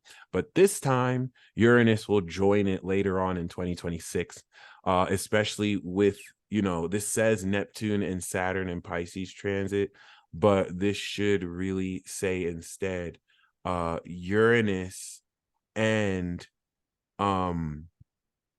okay, no. Neptune and Saturn and Pisces. Yeah. Uranus and Gemini, but the importance of Neptune and Saturn is bringing the end of the world as we know it, transcending 30 plus years of, collective themes that have created the narratives we still for some reason talk about now, as this represents a huge disillusionment. So of course we're awakening power, we're revolutionizing energy, and we are quite literally evolving the perception, aka magic, we operate in. And that's what's going to bring us to this 2024 transit. We'll look at the significant transits, the predictions, the conclusions, and let us actually now hop over to an affirmance or a natal chart. In conclusion, we're getting ready to end this talk. I really hope you've enjoyed it or gained something from it. I'm very honored once again I'm able to do this with you guys. As you can see, this is the chart of Taurus. Right now it's 0 degrees. We're about to come into a 90-degree square with Pluto. So that means that it is 88 degrees. And just to give you context of that, if we actually go back a couple months, the 90-degree square is fulfilling the activation of the peak conjunction we have never had like this in 248 years. So this conjunction here, the Aries signature, activated at a final level this awakening. We know the verb for Pluto is awakening. And now the sun here on Pluto is activating Aries conjunction, this awakening of the integrity, Capricorn, of our characters. Okay. And so activation from 0 to 90 degrees is like planting seeds. And integration from 90 to 100 degrees is watching those seeds break through the ground. And so over the next 2 days, the intensity we will feel and be aware of tangibly will take what we activated with Pluto and begin to see us break through the ground. This one facet alone gives you so much of an idea of the timing of how and where things will play out, which really at this point spells itself out. And it's interesting because people who are skeptical about this or people who are misunderstanding, they never know the math. If you were to ask them to break this down, they don't have an understanding of it. All right. So basically, as you can see, Pluto is in Aquarius. We're going through the Taurus season. There's Jupiter and Uranus here in Taurus. This is a major significant aspect because the last time that we had a conjunction between those two planets was during 2010, and we had this in Pisces. I think 12 years before that, it was in Taurus. So it was in Taurus, then 2010 it was in Pisces, and now it's back in Taurus. This is so significant. This conjunction cycle, given that Jupiter takes 12 years to go around, is now activating the evolution Jupiter of the innovation and revolution of our value, individual value. So this is how we like simply applied this language, and it doesn't have to be limited to just that. You can build on that, but very exciting. All right. And that is a very major significant transit. We're seeing Neptune come into the final part of Pisces as well. What I want to bring to your attention, however, is of course, relative to last year, where we had Sun conjunct Jupiter, which represented the activation of a brand new Jupiter cycle since the last time we did that in 2010, where Jupiter was coming through Aries to Cancer. Well, now, unlike last year where we went through that, we're going to have Jupiter start a brand new cycle with the sun in Taurus. Mind you, in a year from now, we will have this cycle in Gemini. So this is how we can time things out as far as the yearly chapters, okay? And this moving forward into May is going to kick in one of the most innovative, beautiful wealth cycles and value cycles that we may have ever had, sextiling Neptune. So at this stage of the game, as we're coming into a whole new era with Pluto here, this is getting us ready to, activate a brand new cycle of evolution and discovery, as well as unlock with the North Node the direction that we're meant to go. All right. Um, this is going to move forward, of course, into Gemini season. That's going to bring Jupiter finally transiting Gemini since I want to say 2012. And of course, with Pluto that's getting ready to retrograde for the final time back into Capricorn, this is definitely going to begin to change the way a lot of us disillusion ourselves from everything that we have been told or created since 2020. The reason why I'm saying that is a major feature of this is going to be Jupiter that will be squaring Neptune and Pisces. And everything about Saturn and Pisces, remember what we talked about mutable signs being the effect produced by the cause of Capricorn. Given the 7-year cycles that Saturn makes, everything that we are experiencing with Saturn and Pisces originally caused itself from the events that happened 2020, from 2018 to 2020. So now that it's in Pisces, this is opening up the stage by the time we have squares in Gemini to be aware of how what we are seeing as the truth might clash with what we previously believed, and how now with Jupiter expanding this is going to disillusion us away from opening the door to begin to change our minds. Everything we activated Pisces is going to break through the ground coming into Gemini season. That, of course, is going to lead into Cancer season, which will extend forward the full expression of those beliefs we activated in Cancer, and then come into a much more understanding, breaking the seeds to the ground 90 degrees of who we decided we are in Aries. All right. That's going to lead into the opposition of the Sun and Pluto. So if you remember, that square that we're going to have in a couple days will now become 180 degrees opposite and harvest. This is where everything we activated end of last year through the social signs, we will begin to integrate how we express that moving forward. All right.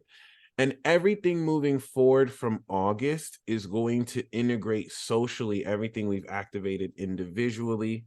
We're going to see now the retrograde planets of Saturn and Neptune, and of course, Pluto and Mercury.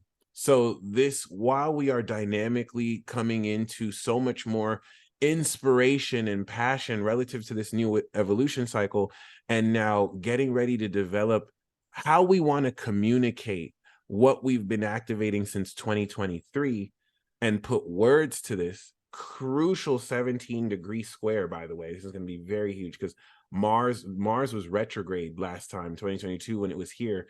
And now this is going to fundamentally change around this period what and how we take action relative to everything that's been revealed. I apologize for the vagueness, but keeping it open, at least just to open, any possible scenarios. This is going to prepare for all this to be integrated during Virgo season and to put all of this together. By this time, Pluto is back in a Capricorn, and it'll set up the eclipse in Libra, which will take what we started in Aries and fully unlock the harvest of how the direction we're taking individually, we understood in Cancer, and now we're presenting socially towards others. All right. By this time, Pluto, this will be the last time Pluto will ever be in Capricorn before it goes back into Aquarius for good. All right. And this is where I'll stop interpreting. I wanted to carry us through Libra season because just kind of activating the basic elements of Aries to Cancer, integrating through Leo and Virgo will really set us up for how to, respond to the rest of the year. Elections is going to be during this period.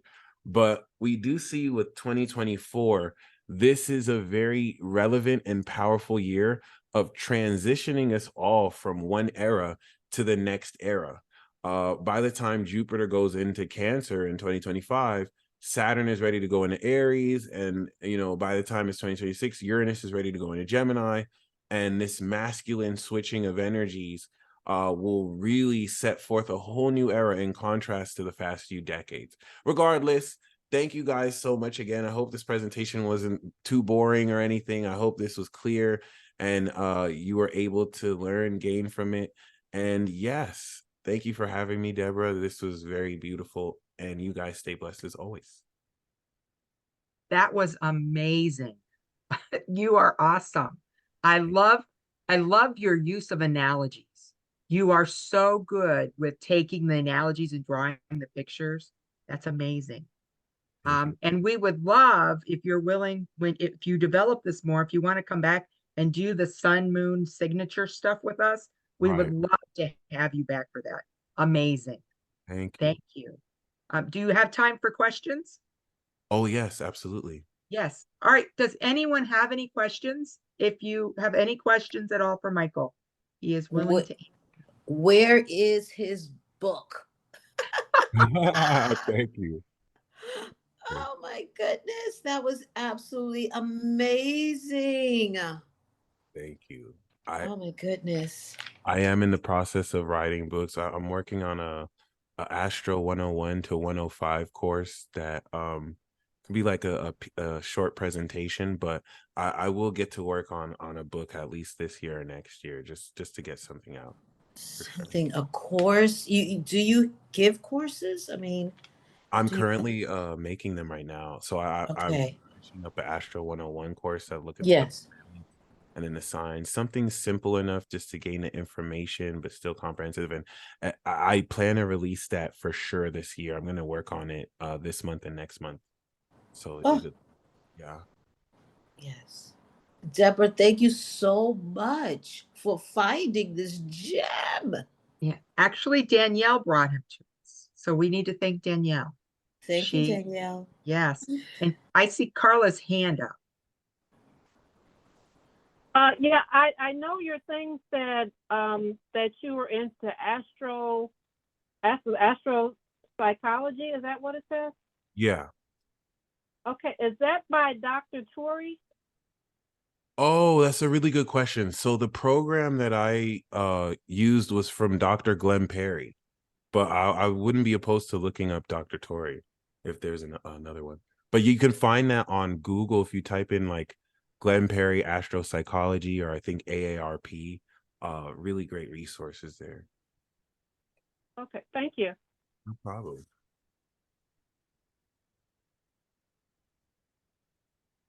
Do we have any other questions?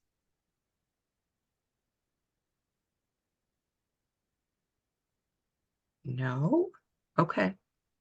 All right. Are we sure? I just wanted to say thanks. Likewise, thank you so much for connecting me with everyone here. Yeah, sure. Really enjoyed it. And Deborah, as usual, will you be sending this video out? Yes, I will. This is going to go out probably tomorrow. I will put it up on the YouTube, and I will send a link to everybody who signed up, whether they were here or not. Yes. So, and I tried to take copious notes. So if my notes come out good, I might share those with you guys too. Excellent, because I'm trying to take notes too. It was a lot of everything, and I have to review it again. Thank you. I agree. Thank you, P. Steeler, for dropping those knowledge bombs. I hadn't heard a lot of that before, so I'm going to listen to this again and take more detailed notes. A question for you, though, since we have that big conjunction happening tomorrow, is there anything you have in your practice or you recommend to take advantage of like some of these really impactful aspects? Oh, great question. Specifically, like tomorrow with the conjunction. I see. I think naturally the way that might be flowing personally, I'm in a position where I'm ready to go back to the drawing board on what I want to produce and really work on, which I think reflects more like investments and value that I'm wanting to build. So I think it's really good as far as like minding those investments, being willing to take maybe not even risks, but to just put in the right value. Although I feel like because of how this is coinciding with the full moon, it's going to harvest unexpected wealth and income. And then with that, you can use to resituate, okay, this is what I want to produce moving forward. And everything that you activate now through this, in August, you'll begin to see those seeds grow through the ground. And then November to February, they will harvest and complete the harvest. And you'll see the full results of. Awesome. Thank you. No problem. Great answer. Right. Does anyone have anything else? If not, we will let the peace dealer go with much gratitude.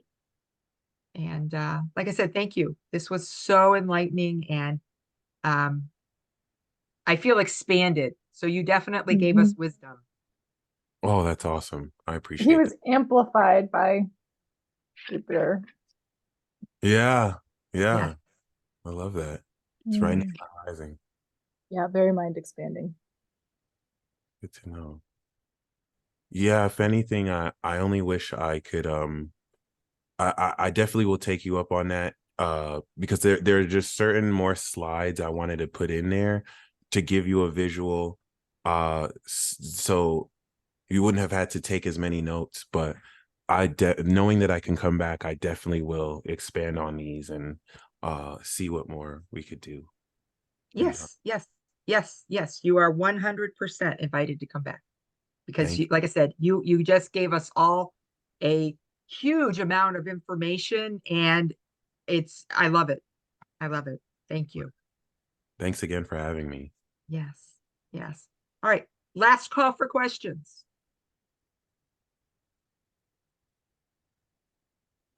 Anybody?